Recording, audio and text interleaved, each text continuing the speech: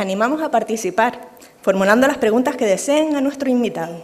Podrán escribirlas en las tarjetas que tienen en las mesas y que recopilaremos para plantear al señor Descallar al término del coloquio. Y además, queremos también animarles a participar de la conversación en redes sociales sobre este foro utilizando el hashtag #FPA-Descallar. Saludamos también, antes de empezar, a la audiencia de todo el archipiélago que nos sigue a través de Mírame Televisión Canarias. Y sin mayor preámbulo, damos la bienvenida a don Jorge Descallar de Mazarredo.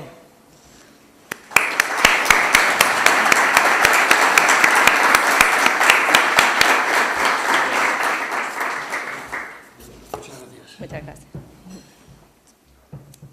Yo siempre digo que no hace falta insistir en las edades y en los datos de nacimiento y estas cosas porque acaba uno muy deprimido cuando lo oye, ¿verdad? Pero, bien, muchas gracias. Estoy muy contento de volver a Canarias, de tener la oportunidad de estar aquí en el Foro Atlántico. Y quiero agradecer al Foro, vamos, a los organizadores, a los que han tenido la amabilidad de invitarme, y en particular a Lucas Fernández, por haber pensado que lo que yo pudiera decirles podía tener hoy interés para ustedes. Mire, yo lo primero que quiero decir es que yo voy a hablar un poco de mis impresiones de por dónde va el mundo, de hacia dónde va, qué es lo que está pasando y por qué pasan algunas cosas que están pasando, ¿no? Y para eso, lo primero que quiero decir es que, y no me tachen de ingenuo o de optimista panglosiano, porque lo primero que quiero decir es que yo creo que el mundo está mejor que ha estado nunca, objetivamente.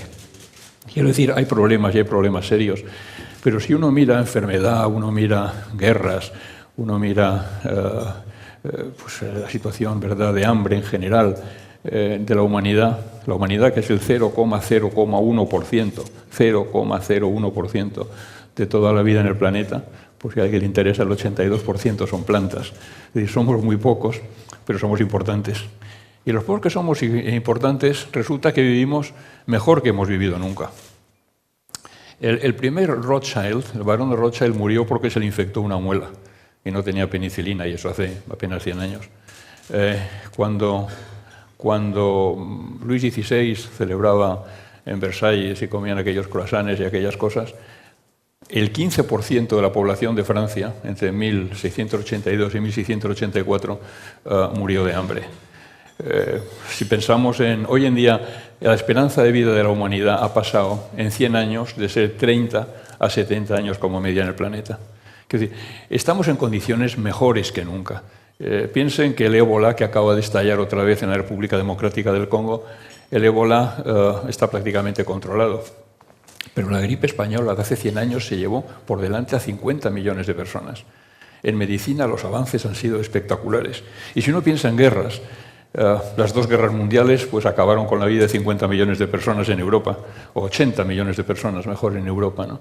En el año 12 leí una estadística que decía que había habido 56 millones de personas muertas en el mundo. De esos 56 millones de personas, solo 600.000 murieron por la violencia. Y de esas 600.000, 500.000 fueron por actividades criminales y 100.000 por guerras. Hoy en día hay más gente que muere de sobrepeso y de actividades relacionadas con el sobrepeso o de cuestiones relacionadas con el sobrepeso que de hambre.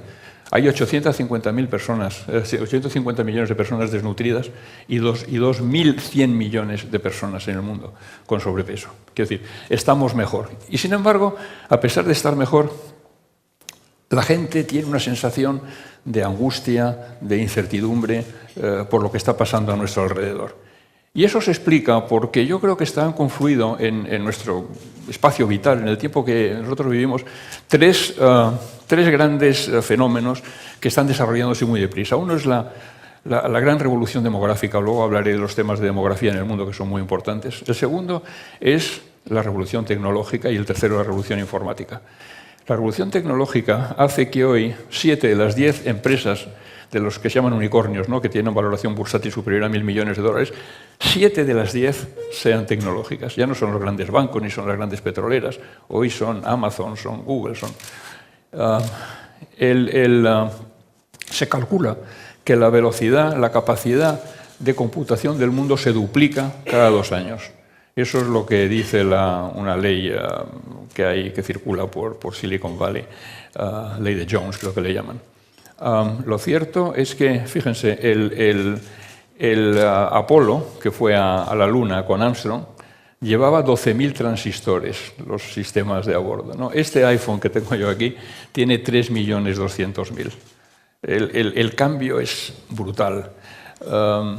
Y si pensamos en la revolución de la información, a mí me gusta decir que un pastor del altiplano boliviano que tenga un iPhone, un teléfono de estos, y hay 3.000 millones de teléfonos de estos por el mundo, uno que tenga un teléfono de estos tiene hoy más información y que tenga conexión, ¿verdad?, porque le tenga la suerte de que le pase un satélite por encima, tiene más información en su mano inmediata que la que podía tener Kennedy a lo mejor durante la crisis de los misiles.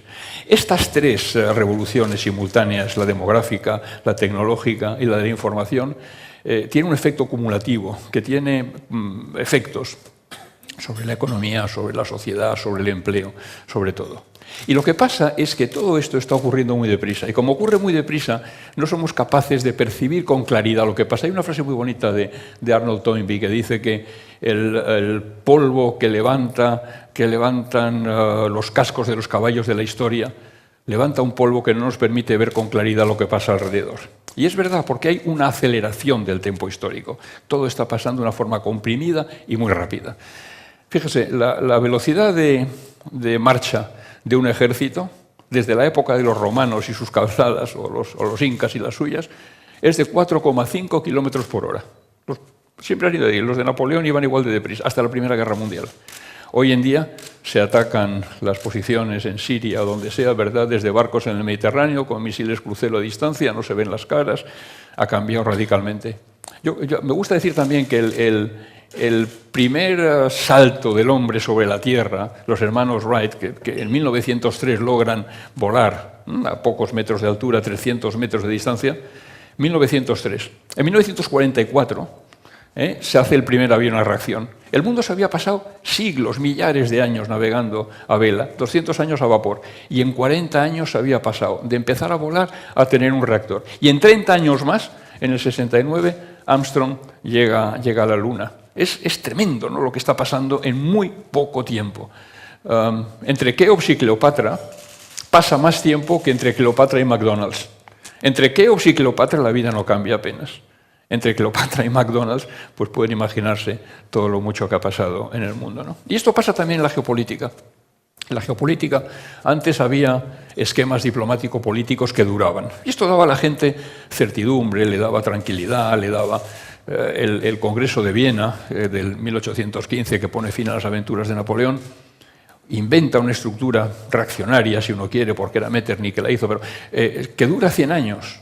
Desde 1815 hasta que la Primera Guerra Mundial hace saltar por los aires el imperio austrohúngaro, el imperio germánico, el imperio ruso y el otomano. 4 imperios saltan por los aires. Y entonces se produce una gran conmoción en Europa que desemboca en la Segunda Guerra Mundial. Y después de la Segunda Guerra Mundial tenemos un periodo de 50 años. La Segunda Guerra Mundial es capaz, al final, con aquellas conferencias que recordarán en Potsdam, en Teherán, en San Francisco, en Bretton Woods, hacen unas estructuras políticas, Naciones Unidas, económicas, el Banco Mundial, el Fondo Monetario Internacional, que duran 50 años y que dan un periodo de estabilidad que dura hasta que cae el muro de Berlín. Y cuando cae el muro de Berlín desaparece la bipolaridad, desaparece la Guerra Fría, desaparece el Imperio Soviético, desaparece el comunismo y hay otra convulsión brutal. Y entonces hay 10 años de hegemonía. Hemos pasado 100 años, 50 años y 10 años de hegemonía incontestada americana. Y esa hegemonía incontestada americana, que es cuando Fukuyama decía aquella cosa, ¿verdad?, es el fin de la historia, hemos llegado al triunfo ya de lo que la economía liberal y la democracia representativa. Resulta que eso salta por los aires con los atentados de 2001, de las Torres Gemelas, del Pentágono. Estados Unidos se siente vulnerable, Estados Unidos ve que le han atacado donde más le duele, que son los símbolos de su poder económico en las Torres Gemelas, de su poder militar. Había otro avión que probablemente iba al Capitolio o a la Casa Blanca, nunca se sabrá. Y entonces ahí se produce un periodo un momento en que es el que estamos viviendo ahora. Los Estados Unidos, de repente, ya no son capaces Son la nación, como decía Margaret Albright, que sigue siendo indispensable. Sin ella no se puede hacer nada, pero ya ellos solos ya no pueden tampoco hacer nada. Entonces, entramos en un momento de confusión y de duda, que es de lo que voy a hablar a partir de ahora. Es un momento en el que las reglas se discuten, las instituciones internacionales pierden fuerza, y es un momento, en consecuencia, de desasosiego. Esto es en un contexto, además, de un mundo globalizado que está interconectado estrechamente. Como empresarios no hace falta que lo saben perfectamente, cualquier cosa que pase en el resto del mundo, como el petróleo está subiendo después de la decisión de Trump, ahora, ¿verdad?, de salirse del acuerdo nuclear, en fin, del acuerdo nuclear con Irán, y así hay mil ejemplos. Es un mundo que está globalizado, en consecuencia que está interconectado. Es un mundo en el que hay crisis globales, como el hambre en el mundo, como la nuclearización, como el ciberterrorismo, como el problema del clima, que quizás sea el más serio que tenemos planteado. Y hay crisis localizadas, particularmente dos, que son muy peligrosas en este momento. Podemos hablar luego de ellos si les interesa, que una es Irán y otra en Corea, que las dos tienen una difícil gestión, con un Oriente Medio en llamas, donde antes había un conflicto y ahora hay 7, que esto nos afecta a nosotros en Europa. Bien, yo quería decirles que en este momento yo creo que hay 3 elementos que son los que definen lo que está pasando en el mundo. Y esos 3 elementos que definen lo que está pasando en el mundo son, primero, un proceso de introspección americana. Los norteamericanos se están retirando. Eso deja huecos que están ocupando otros, porque la geopolítica, igual que la física, ¿verdad?, tiene terror al vacío. El segundo es una crisis profunda que vive Europa, que nos afecta directamente como europeos. Y la tercera es la aparición de nuevos actores en la escena internacional que reclaman su parte del pastel y que exigen un reparto diferente de la riqueza en el mundo, ¿no? Y luego hay, sobre esos 3 grandes ejes, hay 3 elementos que a mi juicio van a tener también mucha importancia sobre el futuro inmediato. El primero es la revolución tecnológica. El segundo, la revolución demográfica, también me he referido a ellos antes. Y el tercero es una preocupante creciente influencia de la economía en las decisiones políticas. Yo creo que son los 3. Y eso dibuja un escenario que desemboca en lo que pretendo que sea la conclusión de esta charla. Si hablamos de los americanos, hombre, yo cuando era embajador en Washington ya vi ese proceso de introspección, ¿no? Richard Haas, que es el director de Foreign Policy, dice que es un withdrawal doctrine, teoría de la retirada, withdrawal, ¿no? Los americanos, yo vi a Obama y capté el ambiente que había en la calle. El americano medio decía, ¿pero qué estamos haciendo en Oriente Medio? Llevamos allí 11 años, 12 años de guerras, desde la guerra más larga en la historia de Estados Unidos, era la de Afganistán, guerras que no podemos ganar, guerras que nos tienen un coste enorme en vidas humanas, tienen un coste enorme en dinero, guerras que el mundo no nos agradece y que encima ni siquiera hacen al mundo más seguro. Entonces, Obama se inventa una teoría que dice, bueno, nosotros, hace un discurso en West Point y dice, nosotros intervendremos cuando lo consideremos necesario porque nuestros intereses se vean afectados. Pero si no, procuraremos hacerlo siempre, en todo caso, con burden sharing, con otros que pongan dinero encima de la mesa y con otros también que ayuden, leading from behind, dice que den otros la cara y nosotros lideramos desde detrás, ¿no? Es decir, buscando aliados, coaliciones, coalition of the willing, en fin, todas estas cosas que decía Obama. Obama tenía una política exterior que decía, voy a salir de Oriente Medio. Aquello se veía beneficiado, favorecido también por la revolución del shale, que hace que los Estados Unidos ya no sean tan dependientes del petróleo de Oriente Medio. Estados Unidos en Oriente Medio tenía 3 objetivos claros. El primero era acceder al petróleo, el segundo era contener a la Unión Soviética y el tercero era proteger a Israel. Eso ha sido la política americana hasta que ha llegado el señor Trump, ¿no? Entonces, Obama tiene una política. Obama quería hacer un pivote, cambiar hacia el Pacífico, quería seguir protegiendo y relación preferente con Europa y quería una relación nueva con Rusia. Entonces llegó el señor Trump, como consecuencia pues, de estas angustias y de estas incomodidades y de estas ansiedades económicas y culturales, que yo creo tan importantes son unas como otras, Y entonces, con Trump no hay una política clara definida. Trump parece que es un hombre que actúa más por impulsos, por prontos, él dice que hay que ser unpredictable, que hay que ser imprevisible, y eso lo considera una cualidad. Eso ciertamente desconcierta a los demás, amigos y enemigos por igual. Pero él tiene algunas ideas claras en contra de lo que se dice, ¿no? Él es odia los déficits comerciales, él es un proteccionista nato, él cree que tiene desconfianza sobre los organismos internacionales de tipo militar o las alianzas internacionales militares o los organismos internacionales como las Naciones Unidas. Él piensa que la seguridad americana está por encima de todo, pues eso explica pues, los muros con México, explica las política con los musulmanes, con los inmigrantes, los dreamers, y cree que la seguridad nacional, como digo, está por encima de todo y que lo que importa, esto es un juego de suma cero, aquí lo que importa es América primero y los demás pues que se apañen, ¿no? Claro, esto produce mucha inseguridad, porque Estados Unidos lo que ha hecho ahora ha dejado voluntariamente de ser el líder moral o el líder moral y no solo moral del mundo libre, de dar una dirección y un enfoque al mundo. No hay una política norteamericana que sea previsible. Y ustedes me dirán, hombre, ¿esto quiere decir entonces que los Estados Unidos van a dejar de ser la potencia influyente en el mundo a partir de ahora? Y no, en absoluto. Estados Unidos tiene un 4,3% de la población mundial y tiene el 24% del PIB mundial y el 40% del gasto militar mundial. Es decir, tenemos Estados Unidos para rato, es el centro del sistema financiero mundial, es el centro de la revolución tecnológica, tiene un soft power como no tiene nadie, su economía son 18 billones con B de dólares, la siguiente China que todavía tiene 10 billones, ¿no? Entonces, Estados Unidos, vamos a tener Estados Unidos para rato. Lo que pasa es que Estados Unidos va a estar encerrado otra vez en esta tendencia que es cíclica en la historia americana, ¿no? Entre intervencionismo del exterior o cerrarse detrás de sus fronteras. El agujero, el hueco que deja la presencia americana en el mundo lo están llenando otros, particularmente Rusia, por ejemplo, en Oriente Medio, China en el Pacífico, cuando Estados Unidos se retira del PPP, del Trans-Pacific Acuerdo, lo está llenando China, que ha ofrecido su propio acuerdo, cuando en la conferencia de Davos Xi se ofrece como el paladín del libre comercio frente al proteccionismo americano, y dice uno, bueno, aquí esto está cambiando muy deprisa realmente, ¿no? El segundo elemento del que quería hablar es la crisis de Europa. Juncker decía que Europa está en una crisis existencial. Y bueno, pues suena muy dramático, pero no le falta razón. Europa está dividida en estos momentos. La idea europea ha perdido fuerza, ha perdido ilusión, ha perdido alegría, ha perdido atractivo, ¿no? Lo estamos viendo en el Brexit y lo que está pasando en Italia estos días mismos también, ¿no? Europa está dividida entre el norte y el sur porque el proceso de convergencia se ha parado.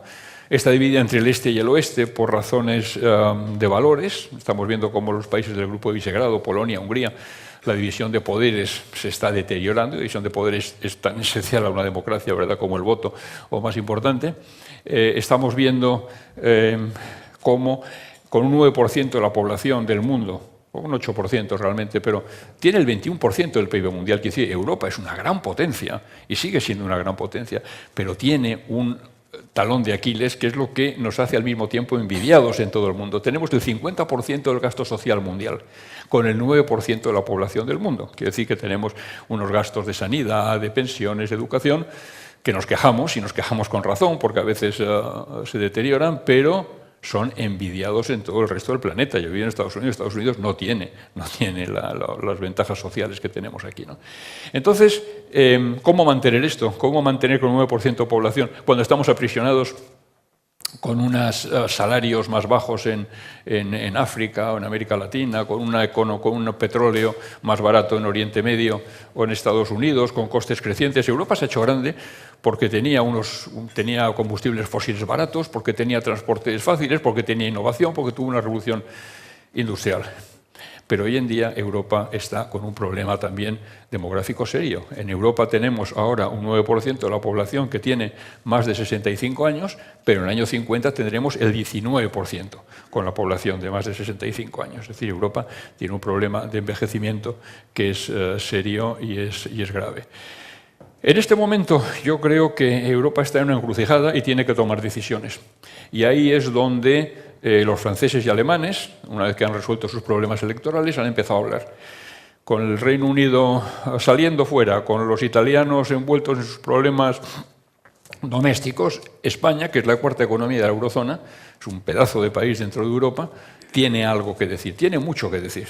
El problema es si lo estamos diciendo o no lo estamos diciendo, estamos ahí o no estamos ahí. Y lo que se haga en Europa y el diseño que se haga de Europa es un diseño que va a influir en nuestra vida diaria, que sea Europa más conservadora, que sea una Europa menos conservadora, que sea más proteccionista, que sea menos, que sea más austera o más gastadora. Todo eso va a tener una influencia nuestra y debemos estar en ese debate. Tenemos que estar, porque en este momento Europa espera que estemos y porque nuestro input en este momento sería muy importante para apoyar la línea que nos interesa. Miren, yo una vez estuve en una reunión en el 21 en Nueva York, hace años de esto, cuando era Javier Solana ministro de Exteriores y yo era director general de Política Exterior en el Ministerio. Entonces teníamos la presidencia europea y había una reunión del G6 y nos invitaron a esa reunión del G6 y entonces Javier fue como era una reunión de ministros.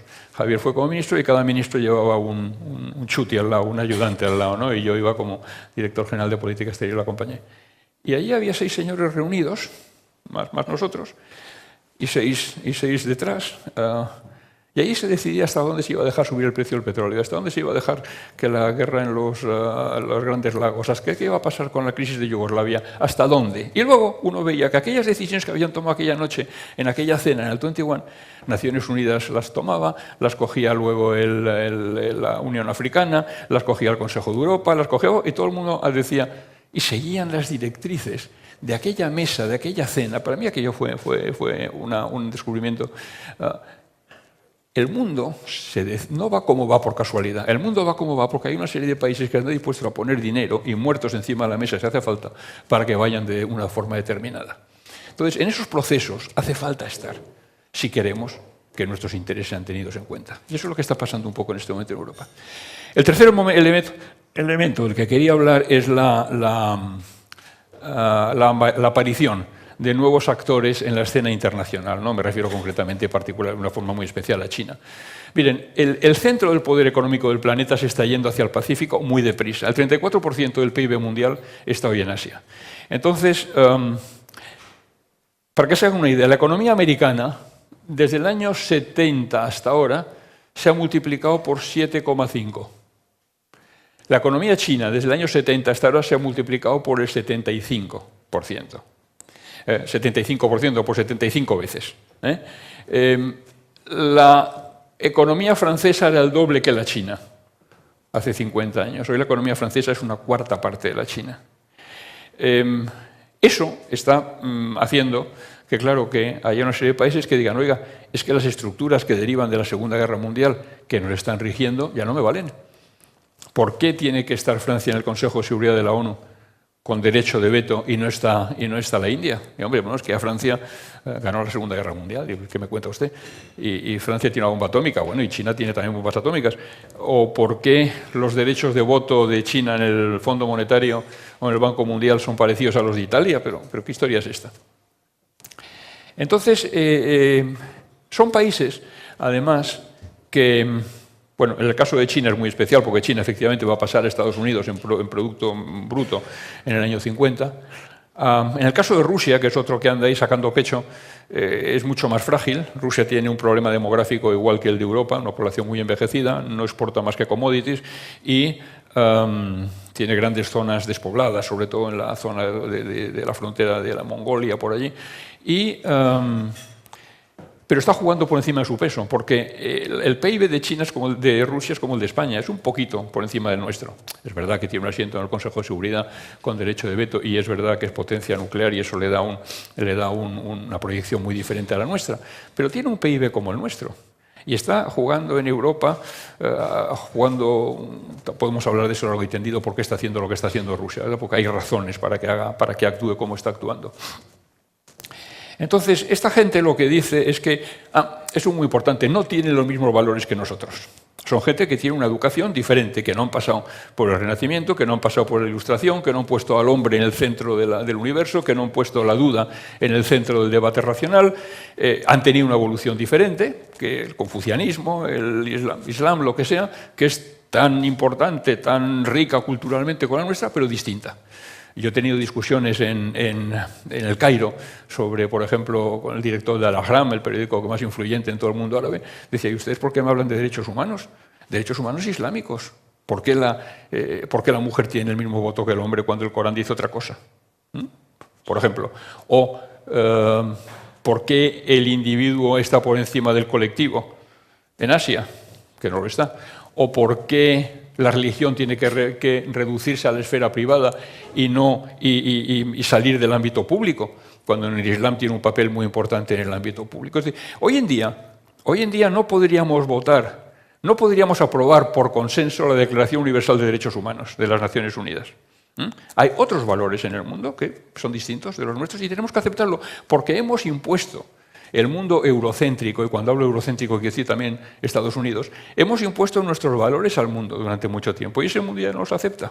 Ese mundo es mayor de edad y no los acepta. En este momento, estos países reclaman un reparto diferente. Quiero decir, es como si llega un actor al gran escenario calderoniano del mundo y quiere el papel de galán y dice, dígame que lo tengo yo. Dice, no, pero ya lo tiene usted bastante tiempo. Ahora, esta gente no quiere tirar la casa abajo, pero sí quieren pues que les dé una habitación más grande, que tenga más ventanas, a lo mejor que tenga una terraza, tener una participación diferente. Y esto o lo hacemos por las buenas o se hará por las malas. Ya están creando sus instituciones paralelas, el Banco Asiático de Desarrollo, en fin, estas cosas, ¿no? Estamos viéndolo venir. Bien, entonces sobre estas tres grandes tendencias, introspección americana, crisis de Europa y aparición de nuevos actores, hay unos elementos que juegan y juegan muy fuerte. El primero es la explosión demográfica. Los que aquí tengan más de 42 años, hay alguno que los tenga, han visto que durante su vida la población del mundo se ha duplicado. Eso es aceleración del tiempo histórico otra vez. El mundo llega a 1.000 millones de habitantes con las campañas napoleónicas, más o menos, hacia 1800. Los que tienen más de 42 años han visto al mundo pasar de 3.500 a 7.200 millones de habitantes en una generación. Y esa gente, y seremos 9.000 dentro de 30 años más. Y esos 2.000 más que van a crecer en los próximos años van a crecer todos en el tercer mundo. Se van a ir a África, Sudeste Asiático, Iberoamérica, no van a crecer en Europa. Europa va a perder población, de hecho. Estados Unidos crece. Europa y Rusia pierden población y eso nos va a perjudicar. ¿Qué quiere decir que 2.000 millones de personas van a llegar a... Quiere decir que mucha gente se va a incorporar a las clases medias. En los últimos años 1.000 millones de personas han entrado a las clases medias. Indonesia ha pasado en 20 años de tener un 5% a tener un 20% de clase media. Son 200 millones de habitantes. Esta gente no quiere comer arroz ya, quiere comer un filete, quiere tener un coche, quiere tener aire acondicionado, quiere tener las consecuencias en educación, en sanidad, en demanda de combustibles, demanda de comida, demanda de agua, que ya empieza a ser un problema muy grande. Esto va a aumentar 30-40% en los próximos años, ¿no? Hay un dato aquí que quería contarles, pero que tengo que mirarlo porque no me lo sé. Digo, la población, esto tendrá, claro, un coste, como decía, en sanidad, en educación y todas estas cosas muy alto, ¿no? Y habrá grandes migraciones y procesos de urbanización, por ejemplo, en África, donde va a haber posibilidades de inversión brutales. Pero las desigualdades van a seguir creciendo. Hay un dato que me impresiona y que lo tengo aquí recogido. Dice, si usted tiene 2.220 euros en su bolsillo, 2.220, pertenece usted al 50% más rico de la humanidad. 2.220. Si usted tiene 71.560, pertenece al 10% más rico de la humanidad. Y si usted tiene 750.000 euros, pertenece al 1% más rico de la humanidad. Hagan cuentas y colóquese cada uno en qué porcentaje se encuentra de la humanidad. Pero es un mundo profundamente injusto. Eso, de alguna forma, tampoco es mantenible a medio plazo. Aparte de la población, la otra gran revolución que tenemos es la revolución tecnológica.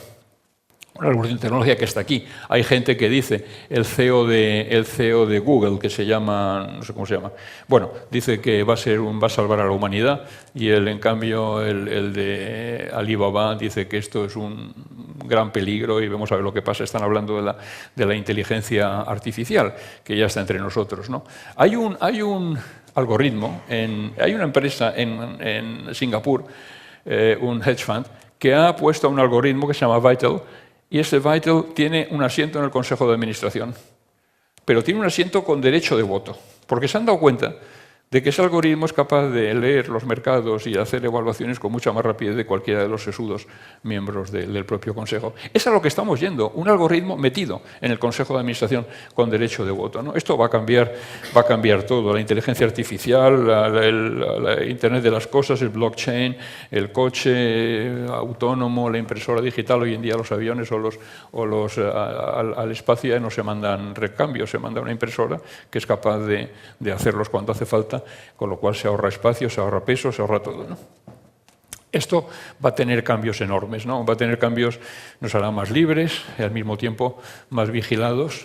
Todo el mundo sabe dónde estamos permanentemente, el teléfono móvil nos delata, todo el mundo sabe cuáles son nuestros gustos, estás viendo cómo se están vendiendo datos hoy en día, los escándalos de venta de datos privados en por las grandes plataformas. La revolución tecnológica creará y destruirá empleo. Lo que pasa es que probablemente no se creará y destruirá en el mismo sitio, entonces esto producirá problemas. Si llegó el tractor, yo soy optimista, ¿no? Cuando llegó el tractor a Estados Unidos en el año 1900 se pensó que aquello sería un desastre y que el 40% de la población americana estaba en el campo entonces, y se pensaba que el tractor iba a dejar sin trabajo a aquella gente, ¿no? Hubo manifestaciones, hubo problemas. 100 años más tarde, la tasa de paro en Estados Unidos no llega al 4%, y en la agricultura vive un 4%. Lo importante en la revolución tecnológica es educar a la gente, tener gente educada que sea capaz y que tenga la flexibilidad para ser capaz de cambiar de empleo. Porque la revolución esta concentrará riqueza y crecimiento en los países que cojan el tren y dejará en el andén a los que no lo hagan, ¿no? Un país podrá crecer y tener desempleo al mismo tiempo, y eso producirá grandes movilidades social y geográfica, modificará el juego político porque dará más poder al individuo frente al Estado. Hay quien se pregunta ya si la democracia es el sistema del futuro o si no habrá que hacer un sistema político más acorde, ¿verdad?, al nuevo ambiente. Y luego tendremos muchos problemas de ciberterrorismo, cibernéticos. Aquí son empresarios.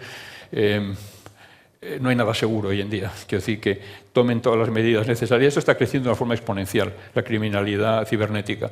Tomen todas las medidas necesarias para proteger su negocio, cifren sus comunicaciones, blinden sus archivos, porque esto está creciendo. Y además los delitos en España están creciendo de forma también exponencial. No solo en España, en todo el mundo, ¿verdad? Pero igual que el componente cibernético será esencial en las guerras del futuro, ¿no? Un país se le puede poner de rodillas hoy sin necesidad de mandarle tanques, no basta con alterar pues, sus sistemas de distribución eléctrica, sus sistemas de distribución de energía, en meterte, ¿verdad?, en parar la bolsa, el Ministerio de Economía, en fin. Bueno, y luego el tercer elemento, además de la revolución tecnológica y demográfica, es el peso creciente de la economía en este mundo, ¿no? Los poderes políticos están cada vez más sometidos a los poderes económicos. Yo fui embajador en Marruecos también, y el ministro de Finanzas, Fatal Agualalu, que era un buen amigo, se desesperaba y me decía, pero ¿qué pasa? Déjate, anteayer yo tenía una bolsa que estaba y de repente me ha pegado un subidón y al día siguiente me ha bajado más. Claro, llega un fondo de inversión extranjero, mete dinero, lo saca, se va, viene. Hay decisiones que escapan al control democrático, el techo del gasto, por ejemplo, sin ir más lejos. Y es cierto que el mercado suele tomar medidas inteligentes y medidas adecuadas a sus intereses, pero es que a veces el interés del mercado no es el interés de los individuos. Y entonces esto tiene un coste social, porque se presta menos atención a los costes sociales de las decisiones, porque se toman por decisiones puramente económicas y al margen de las consideraciones. Y esto tiene parte de culpa también en la crisis de la democracia. La democracia está un poco en decadencia en el mundo. Hoy vemos que a los regímenes autoritarios, desde Trump hasta Erdogan, fíjese lo que pasa en Filipinas con Duterte, lo que pasa en Centro Europa, antes hablábamos hay un reflejo, una tendencia, no hablemos ya de Xi, ¿verdad?, o de Putin, pero una tendencia autoritaria, y eso forma parte un poco de la crisis del Estado. ¿Por qué hay crisis del Estado? Bueno, esto puede ser muy discutible, pero a mí se me ocurre que el Estado se crea en Westfalia, con Bodino, con las atribuciones de tener una burocracia, tener un ejército, tener unas fronteras. Resulta que hoy en día los Estados ya no controlan las fronteras, no controlan la economía. Las decisiones se toman en Bruselas o en el Banco Central o donde sea, o nos vienen marcadas por Wall Street, o no controlan los flujos informativos. Hoy en día el Estado ya no dice lo que es verdad o es mentira. La gente tiene su forma de informarse. Y al Estado le seguimos, a cambio de que diera ciertas prestaciones, los ciudadanos le dábamos nuestros impuestos y le dábamos nuestra lealtad. Hoy en día le seguimos pidiendo esas prestaciones al Estado y el Estado no está en condiciones, porque no tiene los instrumentos, porque no controla esos flujos económicos, informativos. Entonces, eso produce frustración. Esa frustración, unida al miedo del desconcierto, que es de tipo cultural, frente a la inmigración, por ejemplo, muy evidente, frente al que es diferente, frente a los cambios, matrimonios del mismo sexo. Hay gente que reacciona ante esta cosa diciendo, un momento, pare un poco, me está usted alterando las reglas de juego demasiado deprisa. Y entonces la gente se refugia ¿en qué? Se refugia en populismos, se refugia en elegir al señor Trump, se refugia en nacionalismos. El populismo y el nacionalismo para mí van bastante juntos, ¿no? La Asamblea Nacional Catalana se da al mismo tiempo que los movimientos del 15 de mayo en Madrid, ¿no? Son movimientos de repliegue, son movimientos de miedo, de decir, bueno, mire, esto no me sirve, esto hay que hacerlo de otra forma porque esto es injusto, o yo me organizo en mi garito en casa, pongo un muro grande y soy capaz de gestionar mis asuntos mejor de lo que hace usted, ¿no? Esos movimientos, yo creo que los populismos hacen bien en poner el dedo en la llaga de los problemas existentes. Porque dicen, oiga, aquí hay un problema, aquí hay una desigualdad creciente y eso es malo. Y tienen razón.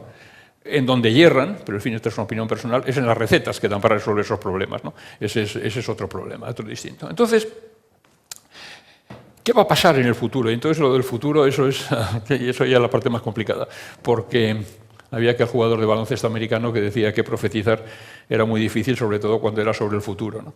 Y claro, el profetizar es sobre el futuro y en consecuencia pues no es fácil, ¿no? Como un viejo funcionario, uno dice que puede dar datos y puede dar fechas, pero nunca juntos, ¿verdad? Para evitar que te pillen.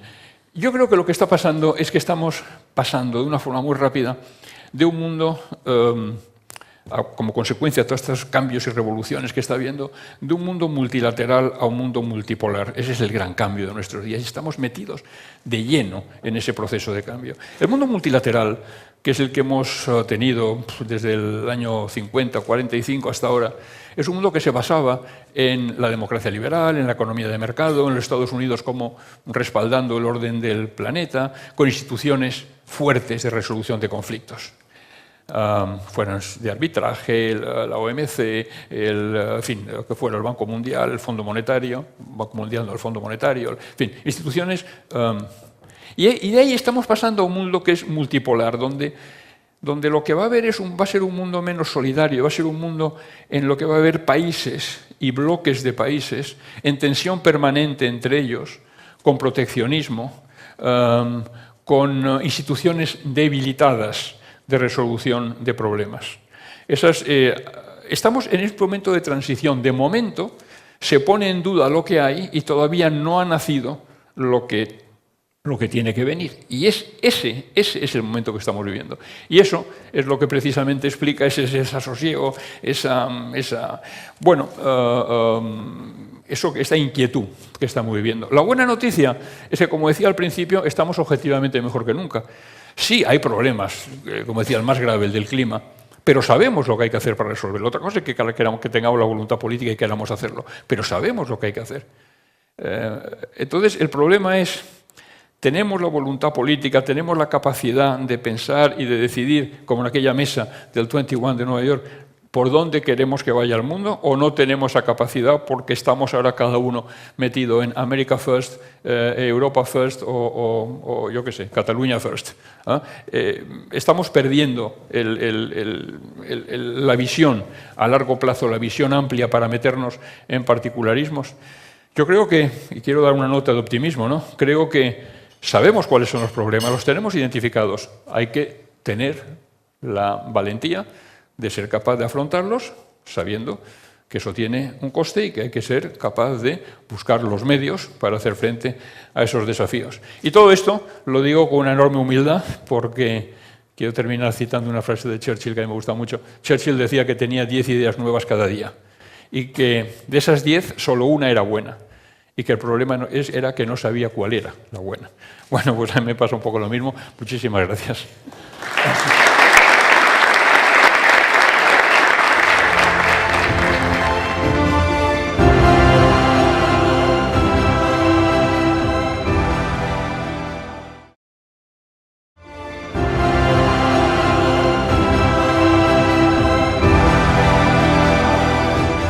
Paso, como habitualmente en este foro, a la mesa, al set en el que entrevistamos a nuestro invitado. Lo haremos, como siempre, con las cámaras de Mírame Televisión, que ofrecerá una amplia cobertura de este foro en numerosas y frecuentes emisiones en Mírame Televisión, y también a través de nuestra web, de diariodeavisos.com, estamos ofreciendo información en vivo de este foro. Ha sido una estupenda charla de Jorge Descallar, al que ahora pues los compañeros y quien les habla le vamos a someter algunas preguntas y sobre todo ustedes tendrán oportunidad de formularlas también en la recta final de este foro a través de la compañera Vanessa para, en fin, poder abundar en algunas de las cuestiones que ha planteado y algunas otras que se nos puedan ocurrir. La primera que a mí se me ocurre, señor Descallar, es que, en primer lugar, saludo a los compañeros Jaime y Moisés. La primera cuestión que se me ocurre, trayendo el foco aquí a nuestro entorno más cercano, es que en ese mundo que usted ha diseñado, ha explicado que ha ido cambiando tan precipitadamente, nosotros nos hemos encontrado con que España estaba mirando para el Brexit como una cosa lejana y tenemos Cataluña que parece que es una especie de gran bomba como la del Brexit. ¿Usted cree que esa bomba va a explotar o esto también se resolverá a los ritmos precipitados en que transcurren las cosas? Es una opinión como la de cualquiera de ustedes, ¿no? Yo he estado en Barcelona hace unos días y allí he tenido como presentación del nuevo libro que he escrito y allí he tenido ocasión de ver pues, a mucha gente, ¿no? de los medios de comunicación, pero también de medios independentistas, de medios nacionalistas, de medios, en fin, constitucionalistas, un poco de todo, ¿no? Y yo creo que la bomba ha estallado ya, no es que vaya a estallar, ha estallado. Yo creo que ahí hay una brecha profunda en Cataluña. Yo creo que es un problema esencialmente entre catalanes. Eso les irrita mucho cuando se lo dices, pero yo creo que es un problema entre catalanes que tienen que resolver entre ellos. Con un 50% de la población a favor y un 50% en contra, no vas a ningún sitio que no sea una guerra civil. Entonces, es inútil intentar. Yo creo que hay una enorme brecha que se ha creado en la sociedad, que creo que va a ser lo que va a tardar más en curar el día de mañana. Yo no creo en la independencia, sinceramente creo que una independencia no existe porque tú la proclames, sino porque los demás se la creen. No creo que con el 50% puedas ir a una independencia y creo que no respetar las leyes es lo más antidemocrático del mundo. Es decir, no entiendo que nadie pueda decir que es democrático, ¿verdad?, o que es demócrata cuando está violando una ley o no está desobedeciendo las sentencias de los tribunales. Si no te gusta una ley, la pones en marcha un procedimiento para cambiarla, buscas apoyos, buscas convencer, eso es democracia, no romperla. Dicho todo esto, hombre, yo creo que el gobierno ha hecho bien en lograr que ningún país reconozca lo que está pasando allí, pero yo creo que en estos momentos las tesis de algunos están ganando terreno en la opinión pública y eso es muy peligroso porque las opiniones públicas al final tienen influencia en las decisiones de los gobiernos democráticos, ¿no? Con lo cual yo creo que ahí hay más que hacer. Uno dice, hombre, estas cosas hay que poner encima de la mesa un proyecto ilusionante de futuro en común. Eso nadie ha sido capaz de hacerlo hasta ahora. Yo creo que es un trabajo que está pendiente. Hay quien dice es inútil discutir con gente que son fanáticos que no aceptan más que dialogar sobre la base de los propios objetivos, pero yo creo que hay un porcentaje de población también en Cataluña, unos que no quieren la independencia y que se sienten a veces un poco abandonados y otros que estarían dispuestos a abandonar un sueño que es irrealizable en cualquier caso y en busca pues, de una opción que resultara atractiva. ¿Cómo haces esto sin hacer agravios comparativos en otras regiones de España? Yo comprendo que no es fácil, pero creo que hay que hacer algo más que dejar el asunto en manos de los tribunales. Una segunda cuestión, enseguida ya paso a los compañeros. Volviendo a colocar el foco en España, usted que vivió, que ha trabajado íntimamente con presidentes como Leopoldo Calvo Sotelo, que se nos queda tan lejano y que fue tan crucial en el momento en el que se produjo su llegada tras el golpe de Estado fallido de Tejero, que trabajó con Felipe González, con el que más trabajó 12 años prácticamente, ¿no? Sí. En torno a 12 años. Y que trabajó con Aznar y acabó mal por el famoso tema de los atentados, del que luego hablaremos si hay oportunidad. Ahora que está usted un poco desde fuera, escribiendo sus memorias y contando, y en fin, observando el día a día, el gobierno de Rajoy aprobó ayer consiguió los presupuestos generales del Estado en un país que parece distinto, porque los presupuestos se aprobaron en el último minuto. O sea, eso no ocurría en España nunca. ¿Usted también cree que hay un cambio político en España con irrupción de nuevas fuerzas políticas? ¿El programa va a cambiar? ¿Qué está pasando? Yo creo que en España tenemos una democracia que es joven, uno va por el mundo y ve que hay gente con más tradición y con más experiencia. Aquí no hay cultura de pacto. En España ha gobernado el que ha ganado las elecciones y ha tenido mayoría absoluta y ha impuesto su rodillo, ¿no?, cuando ha podido. No hay cultura de pacto y eso es algo que tenemos que desarrollar. A mí me parece un pacto contra la natura el que se acaba de hacer en Italia, pero en definitiva es un pacto. En Alemania se acaba de hacer un pacto atendiendo más al interés del Estado, interés nacional, que al interés de los propios partidos, ¿no? Yo creo que aquí estamos lejos todavía de cosas parecidas, por lo menos no es lo que veo. Lo que sí veo es que los partidos tradicionales están en crisis profunda, eso es evidente, lo sabe todo el mundo. Yo creo que hay que tomar decisiones, que hay que cambiar muchas cosas. Yo soy independiente, no he estado ni en el Partido Socialista, ni en el Partido Popular, ni toda la vida he sido independiente, y eso tiene ventajas también y tiene inconvenientes, ¿no? Pero veo que los partidos con listas cerradas, yo veo la inmediatez de la relación en el mundo anglosajón entre el elector y el elegido. Uno sabe quién es su constituency, ¿verdad?, quién es tu representante, quién es tu senador, y cuando no tienes unas bombillas en la calle donde vives, llamas a tu senador y le das la lata y dices, oígame, que me arreglen esto, y aquello funciona, ¿no? Aquí nadie sabe quién es su representante en ningún sitio, no los hemos visto nunca, las listas son cerradas, como decía Alfonso Guerra, el que se mueve no sale en la foto y cosas así, ¿no? Yo creo que hace falta que entre aire puro, que hay que aproximar la política y hay que reinventarla y hay que aproximarla a la gente. Porque si no, lo que se producirá pues es eso, ¿no?, que la gente no va a votar, o que, como la gente joven que dice, a mí no me interesa si son todos, ¿no?, o que aparecerán nuevas formaciones que a lo mejor son más modernas y más atractivas para la opinión. Jaime. Muy buenos días. ¿Qué tal? Entre otras funciones y responsabilidades ha sido usted embajador en Marruecos. Sí. No se le esconde que para los canarios Marruecos pues es una pieza fundamental, nuestro vecino más inmediato. A partir de ahí, vamos a ver, al menos por informaciones que van publicándose, parece que algo se mueve en Palacio. Parece que se multiplican las ausencias del monarca, que por otro lado es habitual que esté ausente del país. Parece que están cambiando cosas, pero ocurre en Marruecos que muchas veces parece que todo cambie sin que nada cambie. Quería preguntarle por la situación en Marruecos, si efectivamente, por la información que maneja, está pasando algo en Palacio, y yendo un poco más allá, también por la estabilidad en el Sahel, cuestión sobre la que usted también manejó muchísima información y la seguirá manejando en la medida en que se pueda ganar o no en estabilidad, si se ha ganado o no en estabilidad en el Sahel. Vamos a ver, yo creo que hay una idea básica que es muy importante. En contra de lo que se dice a veces en Marruecos, de que a España le interesa un Marruecos débil y distraído en el sur para que no nos cree problemas en otros lugares, delimitación de aguas con Canarias, por ejemplo, ¿verdad?, o Ceuta y Melilla, estas cosas, yo creo que eso es absolutamente falso. A España lo que le interesa es un Marruecos estable, y para que Marruecos sea estable tiene que desarrollarse económicamente y hacerse más participativo políticamente, ¿no? Entonces, yo recuerdo haber visto, al haberme entrevistado, porque estaba allí cuando murió Hassan II y cuando llegó al trono Mohamed VI, y haber estado con él recién nombrado y me recibió como embajador de España, y él me dio sus prioridades, ¿no? Que mi padre ha dejado bien instalado mi país en el mundo, yo tengo que dedicarme a mejorar el nivel de vida de mi gente, a combatir el analfabetismo, llevar electricidad, llevar carreteras, sanidad, en fin. Yo dije, qué bien orientado, bien este muchacho, qué bien, ¿no? Que me hizo muy buena impresión. Habla estupendamente español, por cierto, además. Y luego, con el paso del tiempo, claro, yo creo que se ha dado cuenta de que la monarquía de Marruecos depende del ejército, depende del estamento de negocios de Casablanca, de lo que se llama luego el Marsén, ¿no? Y entonces, o tienes el apoyo de estas patas o te es muy difícil hacer las reformas necesarias. Es verdad que el rey últimamente hay muchos rumores de que está fuera del país, se ha divorciado, hay quien habla incluso de abdicación, su hijo tiene solo 15 años, lo cual me parece que...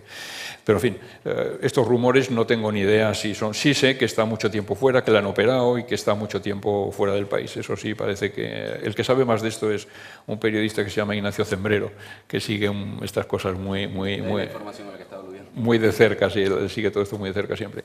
Pero, hombre, yo creo que Marruecos tiene frente a y luego vamos al Sahel, a la primavera árabe, Marruecos Hassan era muy inteligente y él vio venir el movimiento islamista y entonces le partió el espinazo. Y entonces aquel movimiento que era Justicia y Caridad, que dirigía al jeque Yassin, lo partió por la mitad y cooptó a una parte del movimiento islamista en el juego político, que es el Partido Justicia y Desarrollo, ¿no?, que ha llegado a tener un primer ministro hasta hace muy poco, ¿no? Eso fue muy hábil por su parte, primero. Segundo, Mohamed VI, cuando vio que las barbas del vecino, pues modificó la Constitución, se adelantó, hizo unos cambios, manteniendo el famoso artículo 31, ¿verdad?, que mantiene todas las prerrogativas para el monarca, prerrogativas muy esenciales, pero se adelantó a eso. Y yo creo que además luego hay un elemento adicional que da estabilidad, aparte de estos dos, a Marruecos, que es que el rey en Marruecos tiene una doble faceta. Es por una parte jefe político y es jefe religioso. En la medida en que el jefe político, sus decisiones pueden ser discutidas, pero cuando jefe religioso, como Emir al-Mu'minin, como descendiente del profeta, sus decisiones son intocables. Entonces, eso le da un margen de... Dicho todo esto, yo creo que Marruecos es un país estable, ojalá lo siga siendo, porque si no lo es, nosotros vamos a tener, ciertamente los primeros que vamos a tener problemas, pero no es menos cierto que es un sistema también muy piramidal en el que hay un elemento que es esencial, que es el monarca, ¿no? ¿Cómo está en estos momentos el monarca? Pues hay muchos rumores, es lo que puedo decir, no iría más allá. Respecto al espacio geopolítico, al Sahel, ¿se ha avanzado hacia una mayor incertidumbre o se ha ganado incertidumbres? Vamos a ver, el Sahel es ese trozo, ¿verdad?, de terreno que va desde Sudán, Somalia, Sudán, pasa por Chad, pasa por Níger, y llega hasta Mauritania. Eso es un corredor descontrolado, es una autopista por la que circulan todo tipo de elementos indeseables, desde tráfico de drogas, tráfico de armas, ideas radicales, no hay control ninguno. Entonces, bueno, vamos a ver, yo creo que hay un esfuerzo últimamente por cooperar con los países de la zona, pues son ellos los primeros interesados en controlar eso, con Argelia, con Marruecos, con Mauritania, con Mali, para ayudarles a desarrollar sus propios servicios y controlar un poco mejor sus fronteras, ¿no? Los americanos han puesto también elementos, Francia ha hecho una operación en Mali, España está apoyando esa operación como parte de la Unión Europea, hay un español que es Losada, Javier Losada, que es el representante el enviado de Europa a los problemas en Bamako, ¿no?, me parece que está. Es decir, que estamos presentes allí, pero ese mundo ese nos preocupa mucho a todos, porque es por ahí, como digo, es una autopista descontrolada completamente. Si uno quiere ir a 400 por hora, por allí puede ir que no hay nadie que le pare, ¿no? Eso es un riesgo, porque Canarias está después de Mauritania, ¿no?, está aquí muy cerquita, ¿no? Y eso nos puede afectar, claro que nos puede afectar. Moisés. Me gustaría preguntarle por siempre se puede hacer mucho más de lo que se está haciendo, y parece que últimamente se ha empezado a hacer algo, pero vamos, todavía hay mucho por hacer ahí. La situación es preocupante. Perdón. Durante la ponencia que ha hecho esta mañana, ha hablado, entre otros términos, por ejemplo, de blindaje, seguridad. Hay quien habla de una especie de teoría del shock en el ámbito internacional, el auge de los populismos. ¿No cree usted que es un cóctel que podría explotar en breve con un conflicto bélico? Vamos a ver, yo creo que en este momento hay una pugna que es muy preocupante en el mundo y particularmente en Europa entre libertad y seguridad. Yo una obsesión que tuve cuando estaba en el CNI era intentar ser eficaz, pero sin entrar en la privacidad y respetando los derechos individuales, ¿no? Eso fue el artículo 18, esto fue un leitmotiv muy claro. Yo creo que en estos momentos la seguridad está ganando por goleada, se está imponiendo a la privacidad, se está imponiendo a la libertad individual, y cuando la seguridad además es imposible de garantizar. Quiero decir, en una sociedad abierta y democrática tenemos que acostumbrarnos a vivir con un margen de inseguridad. Porque si no viviríamos en un estado policíaco con un gran hermano, un gran ojo que te estaría viendo todo el día y te haría la vida imposible. Es decir, un margen de inseguridad, ahora ese margen tiene que ser lo más pequeño posible, pero ¿cómo puedes hacer ese margen lo más pequeño posible sin interferir en las libertades ciudadanas? Yo estoy viendo en países de tradición democrática seria como el Reino Unido, bueno, Estados Unidos ciertamente, pero el Reino Unido con el Patriot Act, pero en el Reino Unido, en Francia llevan con estado de emergencia no sé cuánto tiempo, ¿no? Y sin embargo pues están teniendo atentados tremendos y los políticos tienen que reaccionar ante la demanda ciudadana de seguridad, ¿no?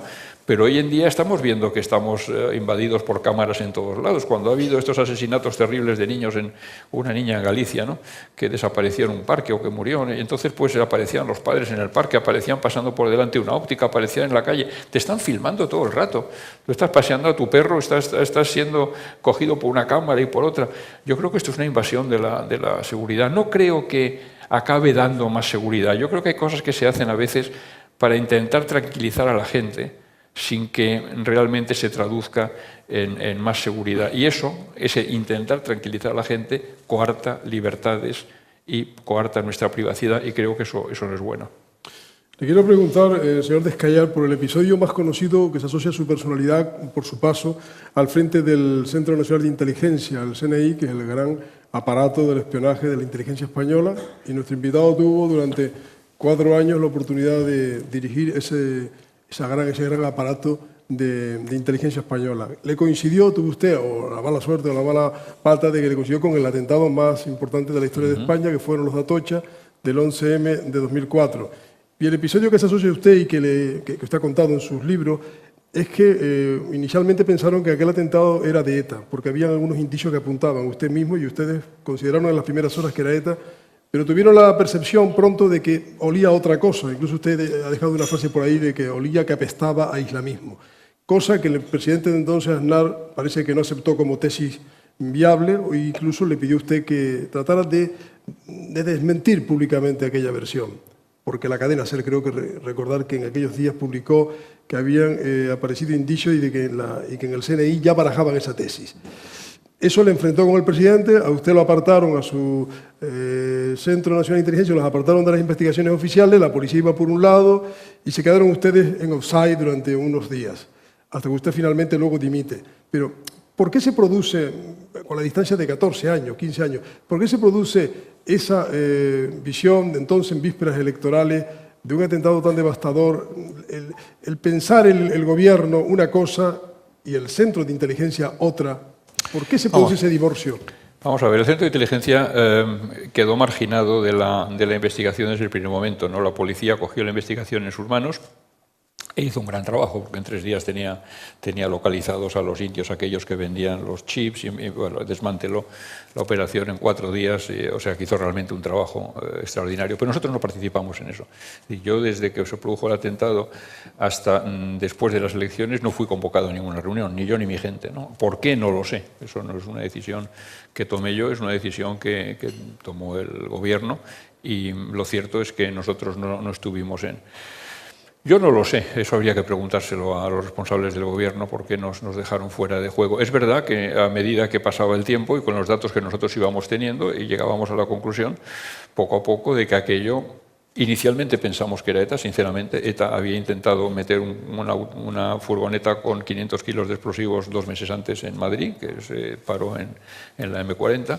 ETA había utilizado unas mochilas en Baqueira el año anterior que no habían estallado porque iban a hacerlo con unas tal y no pusieron pilas o se les gastaron las pilas, en fin, no sé qué pasó con aquello.